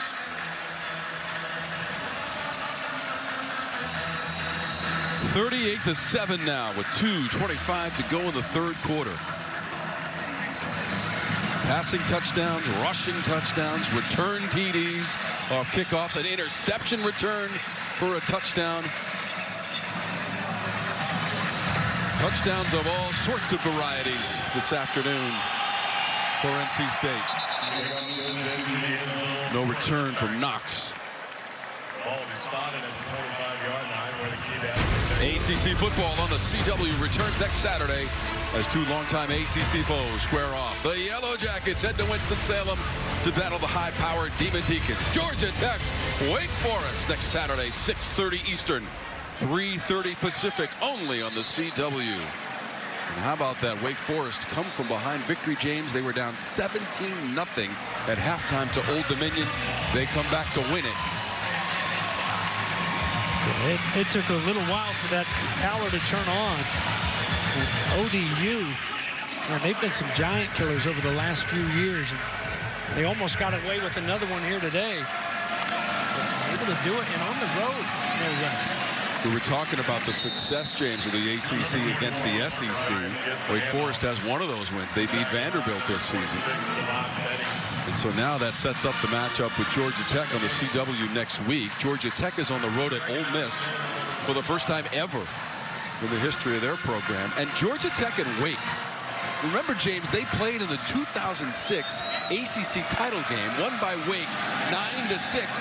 This will be their fourth meeting since that championship game when we show it to you and bring you the action of ACC football next Saturday from Winston-Salem. That's a 16-yard play and a first down. Yeah, that'll be next Saturday night, and that'll be a good one. And again, these Keydets continue to scrap a little bit. Good job here, Isaiah Lemon. His first catch of the day, the sophomore out of Sterling, Virginia, hanging on, a second catch rather, hanging on to it, knowing he's going to take that shot. Great focus. This is a Keydet team, James, coming off a 1-10 season a year ago. Did not win a game in the Southern Conference. Back in 2020, they were SoCon champs when they went 6-1 in the first year for Danny Rocco taking over this program. Now, it's not going to happen today, but we've seen Rocco, especially when he was the head coach at Richmond back in 2016.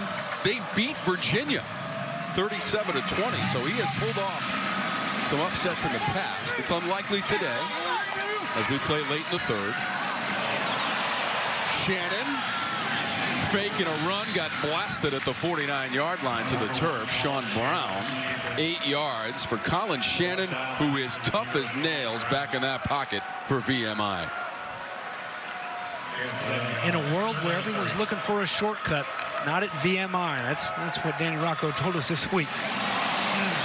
Oh, got to hang on to that one. Would have been a first down. There's a flag, James. It was VJ Johnson, and now Shannon is down. Injured VMI player. That is the quarterback, Colin Shannon, the redshirt freshman. Coach Rocco will come out. 0 defense, 10-yard penalty, automatic first down. Sean Brown was whistled for the infraction for NC State.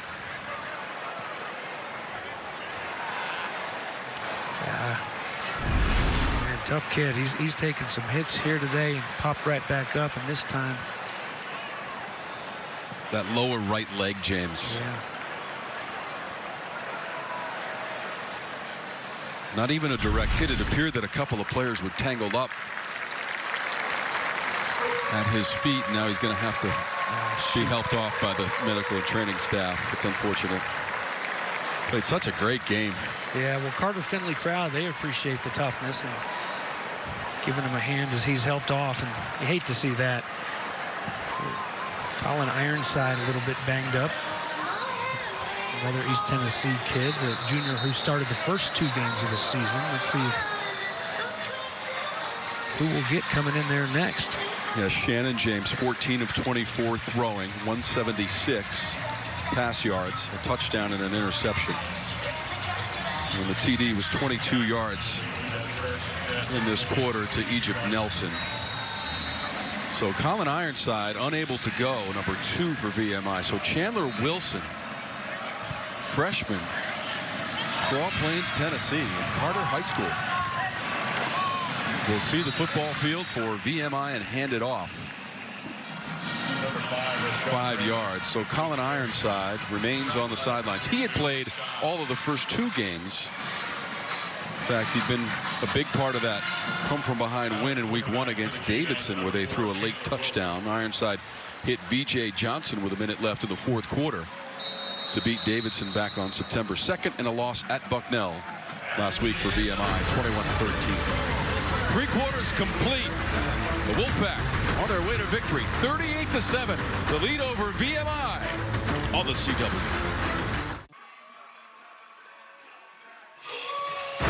This is the Verizon Game of the Week in the ACC on the CW. So glad that you've been with us this afternoon in Raleigh. Tom Worley, James Bates, Tabitha Turner on the sidelines. 38-7. NC State with a commanding lead as we start the 4th quarter from Carter-Finley Stadium. NC State has been dominant in this facility. They've won 16 of the last 18 home games, and the numbers favor the Wolfpack through 3 quarters, James. Yeah, in a big way, and still one that stands out to me the most is that 3rd downs and lack thereof when it comes to converting them for VMI, just 1 of 8. And total plays now at 56 for the Wolfpack. And they've done a great job through the air. Brennan Armstrong has looked pretty good throughout most of the day. Here's a 3rd down and 4, another 3rd down coming up. Wilson, edges bend, and down goes Wilson. 3rd sack of the game for NC State. Robert Kennedy, what a day he's had. Loss of 8. Yeah, doing it through the air. It was Kennedy who had the pick 6 earlier, and this time he runs right through his would-be blocker. That's Swinehart. Takes him with him all the way to the quarterback. Speaking of quarterbacks, there's a good look at Colin Shannon over on the sidelines. He was jogging a little bit earlier, we saw during the break. And his teammates consoling him. Hope he's okay. Bounces at the 4. Checks up like a sandwich and stops at about the 4-yard line. Great punt from Colbreth of 40 yards.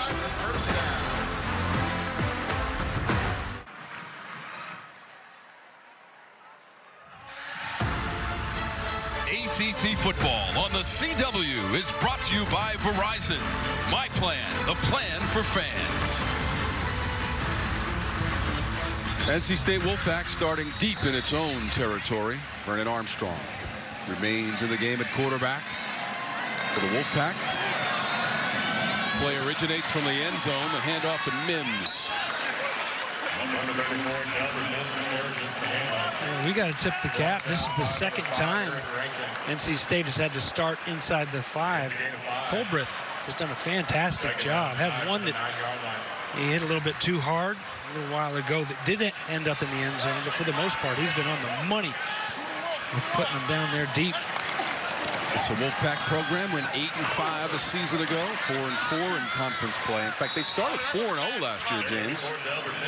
Finished up at the Duke's Mayo Bowl in Charlotte in a loss to Maryland by 4 points, 16-12. Back in 2021, 9-win season and 6-2 in the ACC, 7-0 at home. And now Brennan Armstrong added to the mix this season, and the reunion with Robert and I think a lot of people are waiting for those two to galvanize as the season goes along. Now, granted, this is an opponent out of the football championship subdivision, but it has been an improvement today, James. Yeah, absolutely, and I'm happy for Brennan Armstrong. You know, we've been around him quite a bit. Let this play go here. Airs it out down the middle. Incomplete. Timmons Jr., intended receiver. Crump does a good job going up and high pointing that football. You know, and this is something, and it's tough. You're going full speed ahead. It's tough to hit those breaks and to go up for it. But, you know, some of those 50-50 balls last week, some of those balls when they're floating in the air, you got to scrap for it. And doing a good job to knock it down is Crump there. That middle, weak spot in that line, detected by Michael Allen. He might have a first down, and he does. 50 defense, helmet off. It's a good-looking running back room, James, with Houston and Allen and Delbert Mims, who has a couple of TD runs today. Need to get some new snaps for Swan. I mean, that's about the third time you've heard the officials say 50's helmets off. There's Robert Anai on the sideline with the sunglasses on. We were talking about him earlier in the relationship going way back with Brennan Armstrong. Fake and toss. Good play by White there, Tom. Just fighting through it, reading it. And just a whole lot of want to get up the field and turn that ball in, and not just turning it in, but dropping the ball carrier.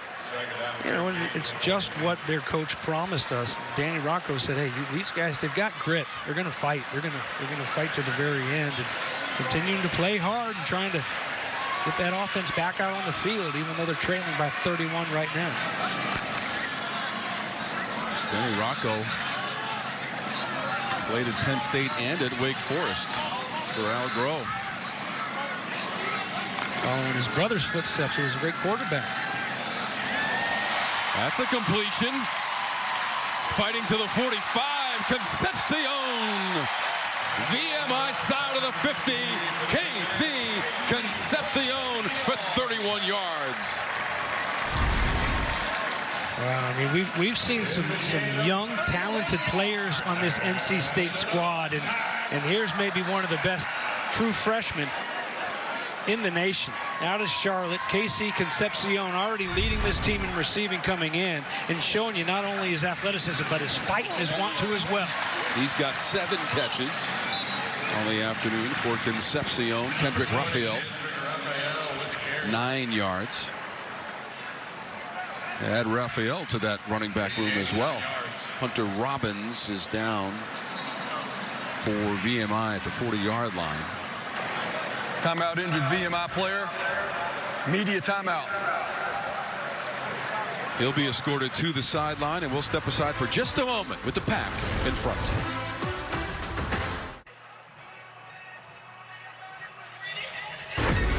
Catch new episodes of The Swarm Tuesday, 9/8 Central on the CW. Stream for free the next day. The ecological thriller that is The Swarm. I invite everyone to watch it. I sampled it last week, James. What a twist. Yeah. At the end of that episode. Okay. Check it out on the CW. And please stay with us next week for more ACC football. It's over. As we play in the fourth quarter with 10 minutes exactly to go and counting. Kendrick Raphael, 11 yards on the rush. That NC State defense has been a swarm today. There's our game next week. Georgia Tech, Wake Forest. Huge come-from-behind win against Old Dominion next Saturday, 6:30 Eastern. It would be nice if we could get both those teams coming off of wins. Georgia Tech getting ready to go tonight in Oxford, Mississippi against the Ole Miss Rebels. Bouncing it outside. Woo! Down the sideline. Raphael again. Down to the 7. First and goal, Pack. Hey, how about this freshman again? Another young pup out of Naples, Florida. That's some Ninja Turtle power right there. He's now the leading rusher in the game for NC State. Just picked up 21. Super slow-mo down the sideline for Raphael. Not this time. Eric Rankin was ready. I think Rankin's always ready. He showed up ready. He made a lot of plays in those first couple series.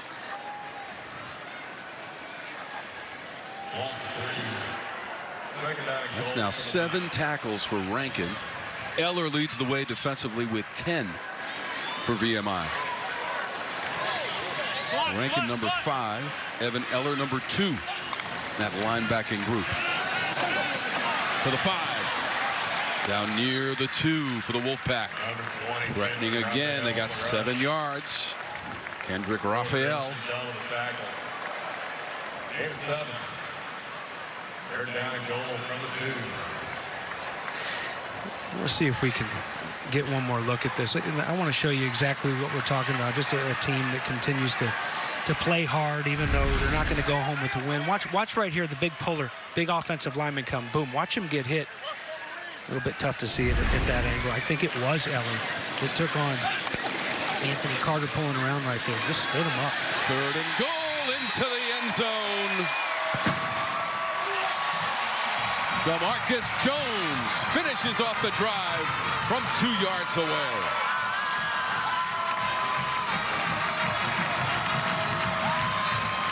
A 2-yard touchdown carry by number 28, DeMarcus Jones, the 2nd.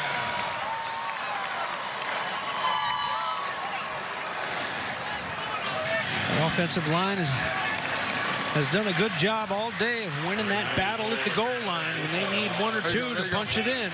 There you go. They've gotten low and made that push for those backs. Ball's away, ball's away, ball's away. So Jones has his first rushing TD of the season. Pack back in the end zone. 45-7 against VMI.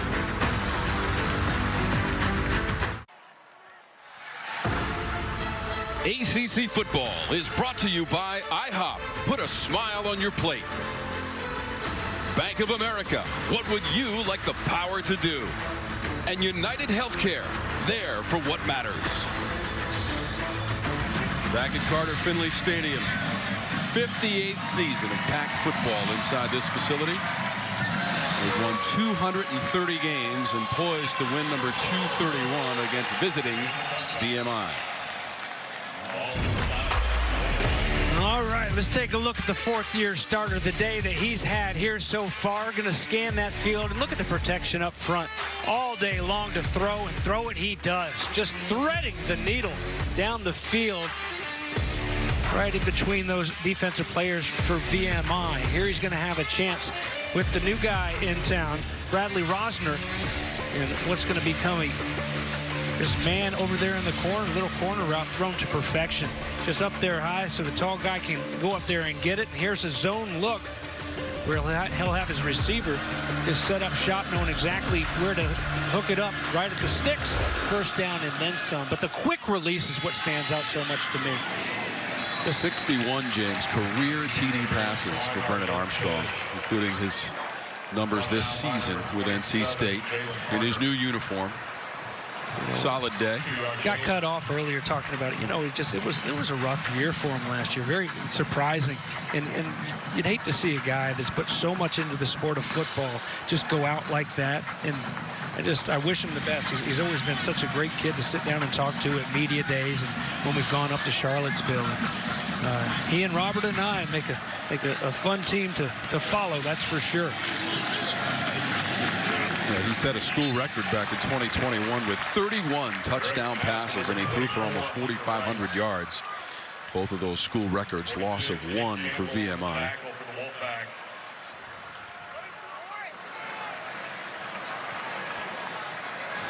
Okay, so Chandler Wilson. You know, unfortunately, Colin Shannon got hurt earlier, so it's Chandler Wilson now the 3rd string quarterback at the beginning of the year. You said Straw Plains earlier. Okay. Now our spotter is from Strawberry Plains, Tennessee. That's what the locals call. That's how I do it. Okay, I just want to make sure you know that. I like that though. I like that. Go with the locals. Okay, here's Sevierville. Yeah, that's pretty good. Sevierville, yeah. Pretty good? That's a tough one for a lot of people. They'll go Cedarville. Okay. And Maryville is another one. You can tell people aren't from East Tennessee if they call it Maryville. Now, he's not coming back in quite yet, James, but that's a good sign to see Colin Shannon up and walking on that sideline. Because he got hit below the knee. Absolutely. And that interception, you know, you hate to see that on his stat sheet here for today. Went through the receiver's hands, and that was the interception return for a touchdown. But good, you passed the test. Yin's doing all right up here. That was last week, James, in Pittsburgh, minus the S. Back the other way, reversing field. It's Coit. Popped out of bounds, short of midfield. 54 yards on the punt, 27 yards on the return. Jalen Coit, NC State in front.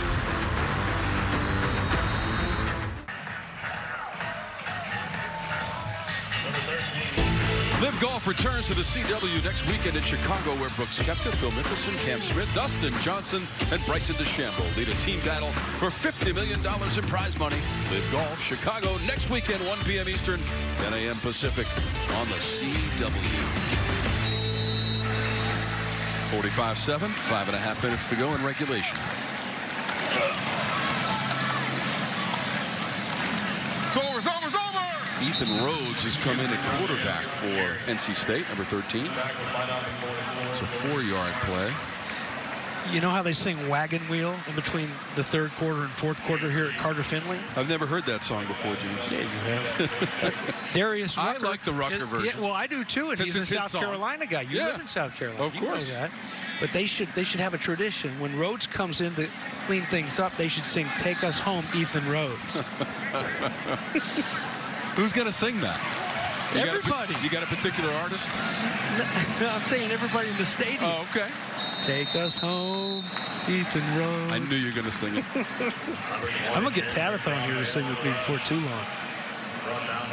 They're singing the praises of Brennan Armstrong for sure today, James. 264 yards passing, a touchdown pass. 27 of 32, hanging out on the sidelines, just chilling after what will be the second win of the season for NC State.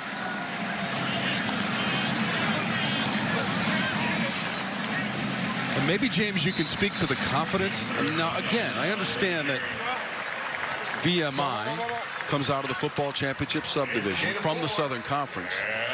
But Armstrong looked very comfortable, poised, under control, and he threw a couple of passes early in this game where he threaded it between defenders. Beauties. I mean, just beautifully thrown footballs. And not just, oh, they're all just bullets. I mean, he's got that quick release. He can throw it strong. He can thread that needle, but he also has a pretty touch pass, as we saw displayed in the corner route to Bradley Rosner. Rosner's been a nice addition. He's had a nice start. The pass play between the two was in the first quarter of 16 yards. Armstrong and Rosner. Between them, James, I mean, Rosner's looking at his 8th year. Yes, he had several injuries. Armstrong, 5 seasons at Virginia. 2020 was a challenging year for everyone, certainly. No snap, no snap, no snap, no snap.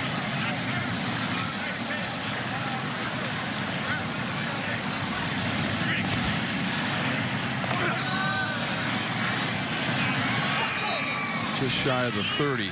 Raphael and 5 yards. So NC State, we mentioned, kind of a quirky schedule coming up, James, as far as those Friday night games are concerned. They're at Virginia.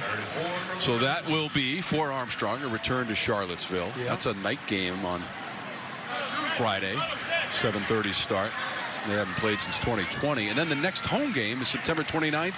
That's also a Friday, 7 o'clock against Louisville, which has come out of the gate strong in the ACC.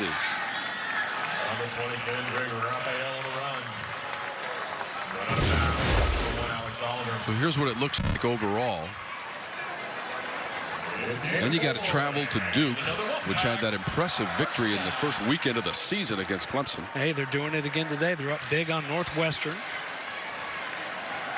Looking good still. And then Clemson comes to town. That's always a fun one. The Textile Bowl. Miami, one of those 4 ranked teams in the ACC. Florida State, the highest ranked team in the conference, up to 3rd this week for Mike Norvell. They had a scare up on Chestnut Hill today, but able to get out. But there's a lot of emotion behind that game for Boston College, the red bandana game. Wells Crowther. Honoring the 9/11 hero Wells Crowther, BC grad. You know, I'll be anxious to watch along with my Florida Gators playing the Tennessee Volunteers tonight. I'll be anxious to watch Phil Jerkovic and hope that he can bounce back. We had him last week against Cincinnati.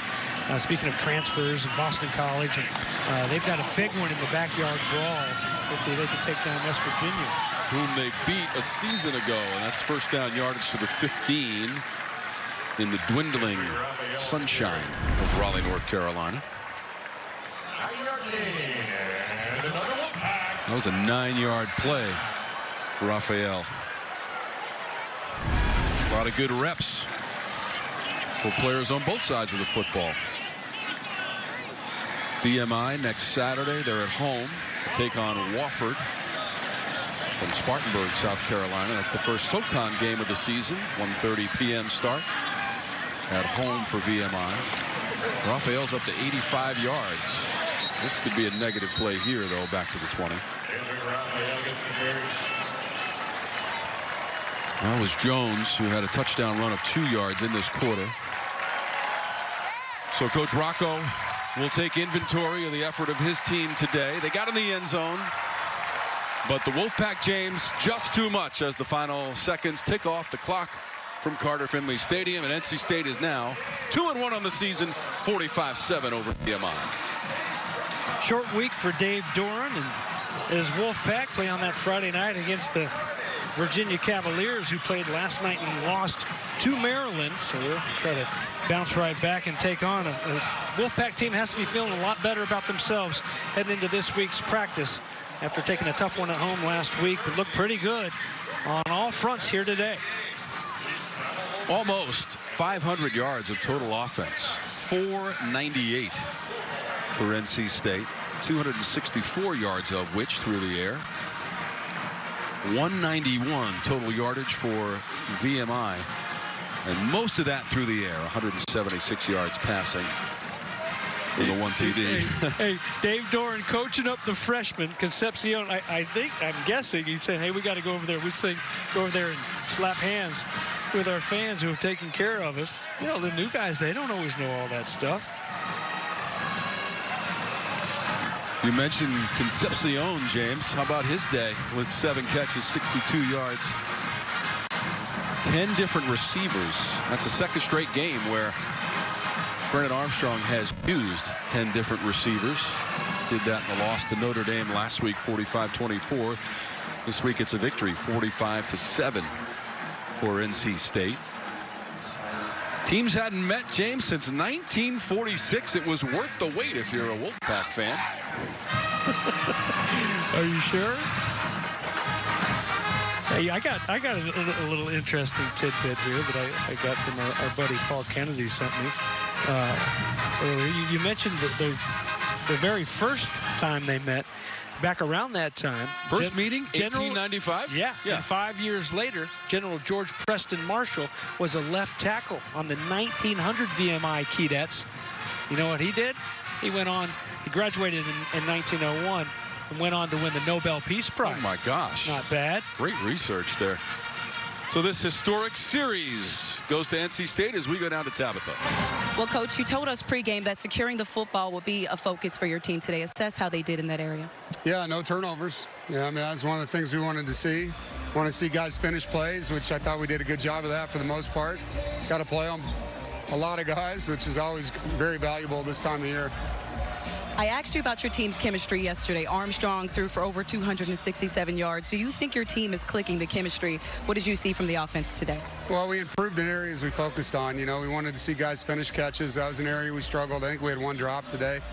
So that's the biggest thing that stalled drives this season has been drops. And so getting that corrected, it's a confidence thing, you know, and we're playing with a lot of different receivers. So once we get that sharpened up, I feel really good. How do you feel about Brennan Armstrong's game? I mentioned earlier he threw for over 267. This is his first year with NC State. Just assess his play today. Yeah, I thought he played well. I mean, they did not play this defense going into our game on film, so he had to adjust. Thought he was very poised. He delivered the ball to a bunch of different guys. He ran when he needed to. Did a nice job. Last weekend's loss versus Notre Dame, communication was a big key for the defense. Right. For you, what did you like about how your defense played today? Scoreless in the first half for VMI, only 1 score on the board. What did you like about the defense? Well, for the most part, they were where they were supposed to be. I thought we tackled well. We didn't play Aiden today. He was a little sore coming out of last week, so our backup corners got a little exposed. That's an area we're going to have to get better. But for the most part, we improved in the areas I was hoping we would. And I'll leave you on this one. I know you want to soak up this win for a little bit, but next week you're at Virginia. What can we look forward to seeing in that one? Yeah, we're excited to start conference play. I mean, I'll get to that one later. I'm going to go celebrate with the team now. Thanks, Coach. Great game, guys. Tabitha, thank you.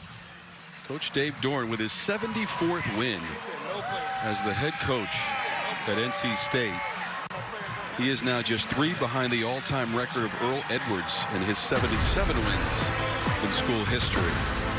NC State is a winner, 45-7. There is more to come from Raleigh. This is ACC football on the CW. We're coming right back. Come back with us.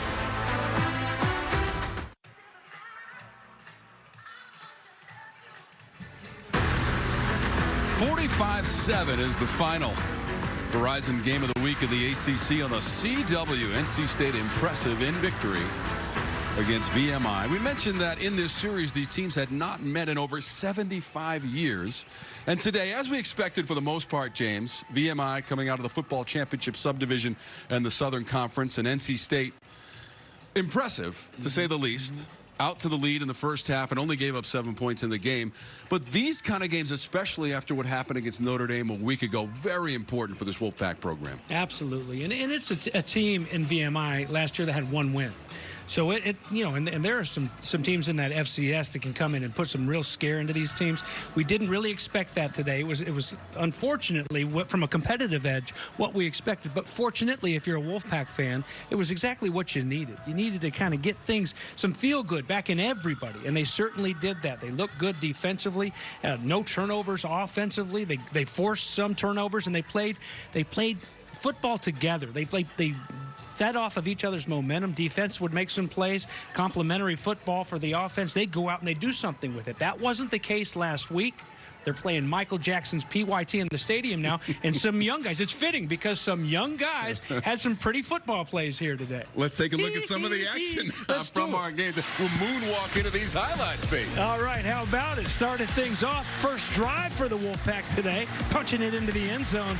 Delbert Mims, the 1-yard run behind that big offensive line and jumping up and slapping chests with the new guy, Armstrong. So here you go. Next time that Keydets had the ball, it's a tip ball right into the hands of Robert Kennedy III, and he makes it all the way for a pick 6. So it's 14-0. Wolfpack looking pretty good and playing that complementary football after another stop by the defense, driving down there and dropping it in. A beautifully thrown football by Brennan Armstrong to Bradley Rosner. Mucho gusto. Me llamo Bradley. That's some sublime for you right there. Narveson would have a field goal from 31 yards out, and then it was back to Mims. Touchdown number 2 for 34. The big bruiser behind that bruising offensive line.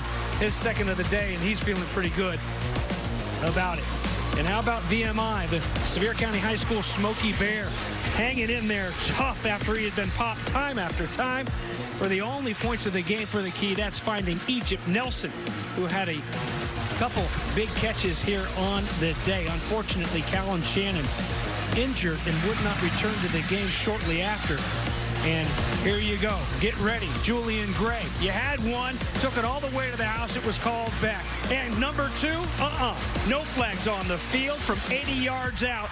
Number 8, the sophomore. He's going to be pretty special. He already is. Again, PYT. That's what I'm talking about. Pretty young players right there.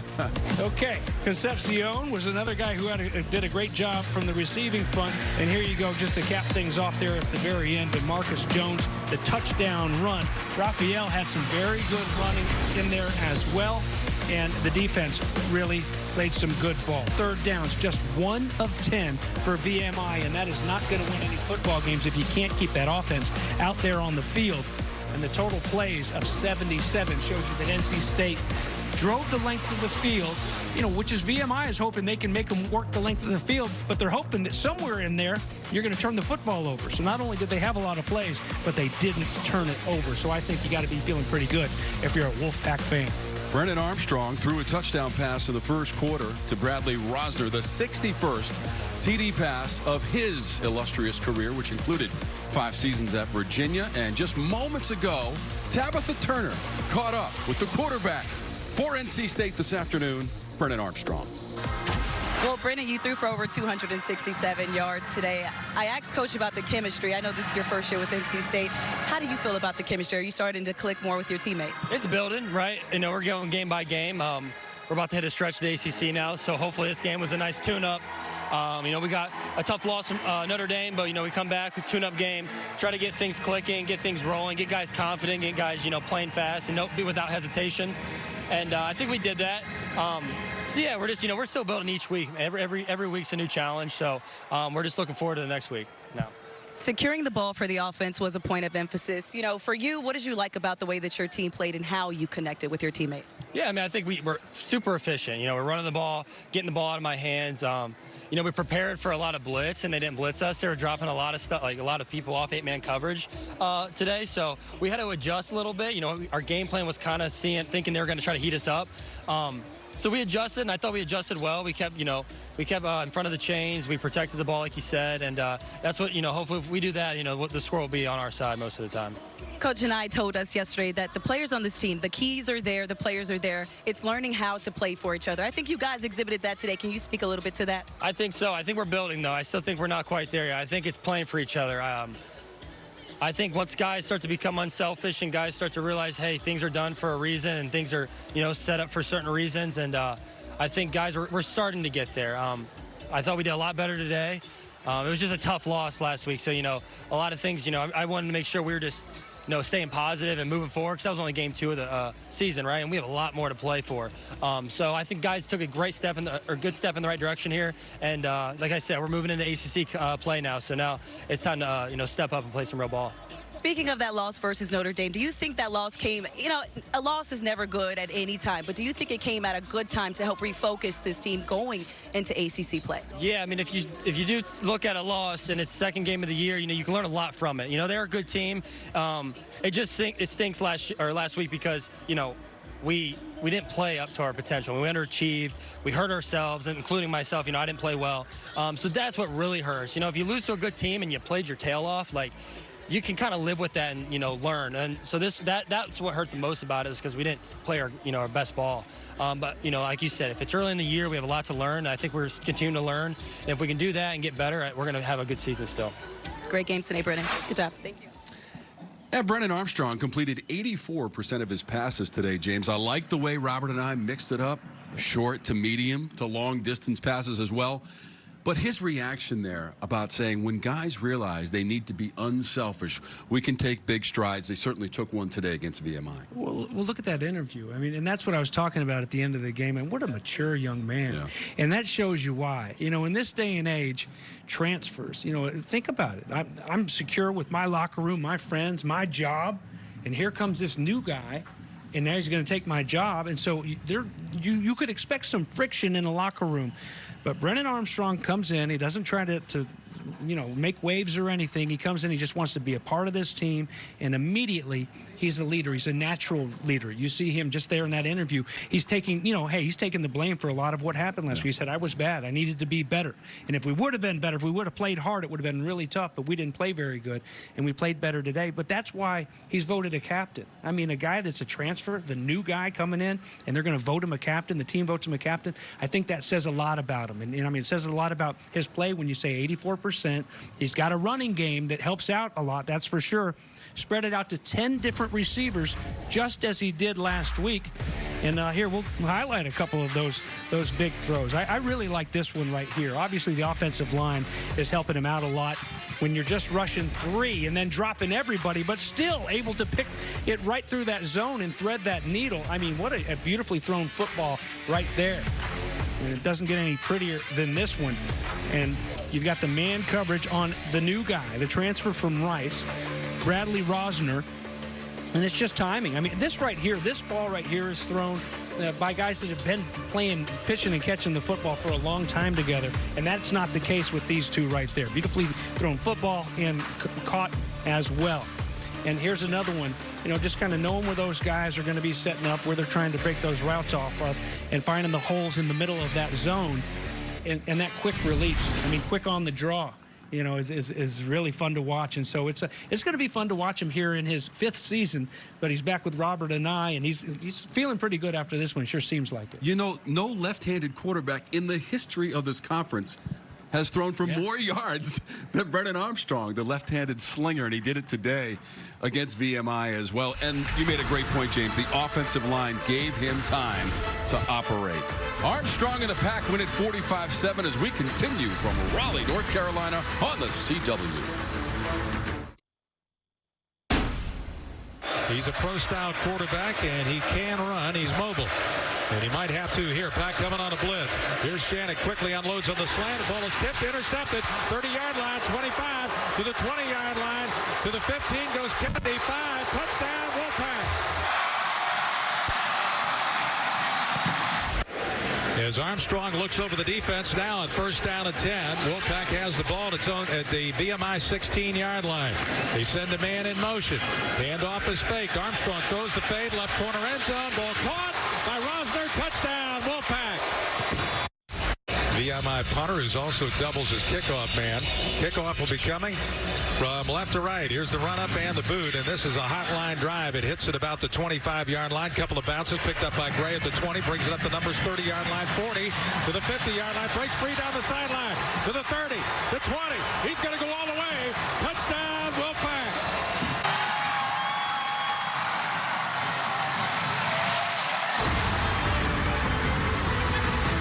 Yeah, the 82-yard return from Julian Gray. Do you think, James, that Coach Dorn went into the locker room after this game and said, we scored on the ground, we threw it through the air and got it to the end zone, we had a return TD off a kickoff, and we also returned an interception for a touchdown as well? Did he highlight those things and say, guys, this is the way you got to get it done? I think you have to. I think, even if there would have been a few more mistakes, I think you go into this locker room because it's, last week was tough. It was tough. They didn't play like they expected to. And really a game, they were a touchdown behind going into the 4th quarter. You look at that final score. If you didn't watch the game, you say, Notre Dame went in there and just wore them out. Right. But it was self-inflicted wounds, a lot of them, and unable to capitalize on a lot of those plays and playing that uncomplimentary football that Dave Doran kept talking about. So they heard about that all week long. We got to be better. We got to be better. So, a little bit of positivity, but hey, some tough love throughout the week.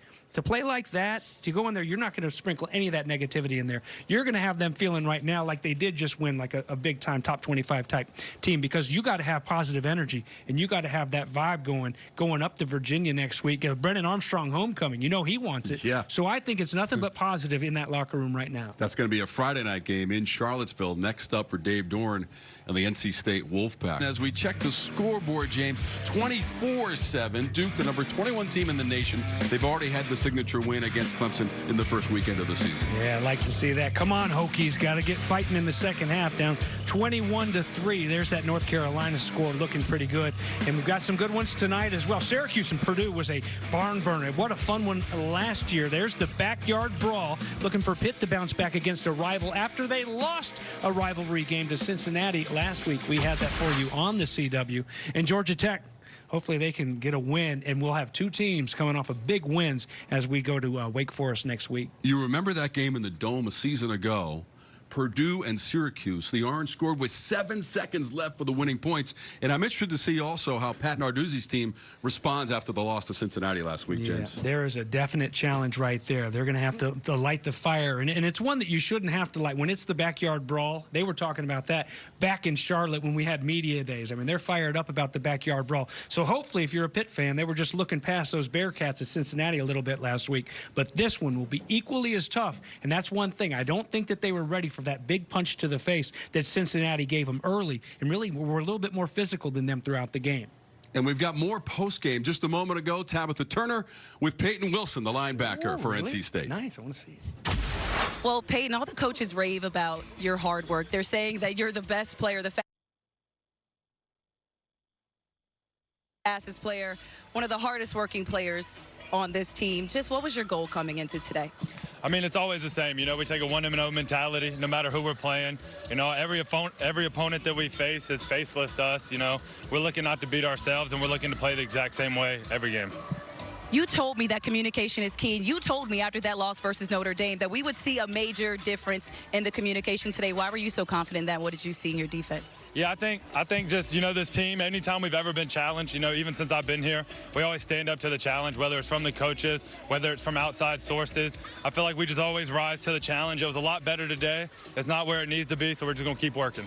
Eliminating big plays was another big one versus VMI. Scoreless in the first half, only one goal scored in the second. What did you like about the defense and how you guys did play and played for each other? Yeah, other than that one drive that we have, I feel like everybody was doing their job. That's just something we've talked about, be your best one of 11. All 11, how many times can we cut on the film and see all 11 people doing their job? And, that's something that we really took pride in today, and I think other than that one drive that we did a good job of executing. Peyton, the rave about your hard work. I know yesterday we talked, you were the comeback player of the season last year. We talked about what drives you coming back from all those injuries. You were clocked at 23.7 miles per hour. Just tell the audience what drives you and how you play for your family in all those injuries. Yeah, I mean, a lot of it is just, I've been through a lot. I've been injured a lot, had a lot of surgeries, and, just understanding that this game is not 100% guaranteed. That next play could be my last, and, just understanding that, that next play could be my last, and I want to make every single play. That's kind of the mentality I've had since I was a little kid, and, not knowing when that when it's in the end just kind of drives me, to play as hard as I possibly can, not only for myself, but for my family and my teammates. I'll leave you on this one. You got Virginia next week. What do you want to see from your team, how you guys want to play? Yeah, we just got to get better each week. We're going to go in here. We play on Friday, so we got a quick turnaround, but we're going to go in here and put this game to bed, correct it. And, our coaches, I think, are some of the best in the nation, and they're going to get us prepared for this game. We're super excited to get into ACC ball. Awesome. Great job today. Thank you. Guys. 9 tackles in the game for Peyton Wilson. He and his teammates victorious in Raleigh. We'll come back to wrap it up on the CW in just a moment. Once again, that final 45-7 for NC State. James, what we expected, and the Wolfpack delivered today. Yep, another good one next Saturday night. Wake Forest and Georgia Tech. I can't wait. James, we thank you so much for watching ACC football on the CW. Our final score, 45-7 from Raleigh. Tune in next week. We'll be in Winston-Salem for Georgia Tech and Wake Forest. Coverage starts 6:30 Eastern. For James Bates, Tabitha Turner, and our fantastic crew, I'm Tom Wormy. Thanks so much for watching, and so long from Raleigh. This is ACC football.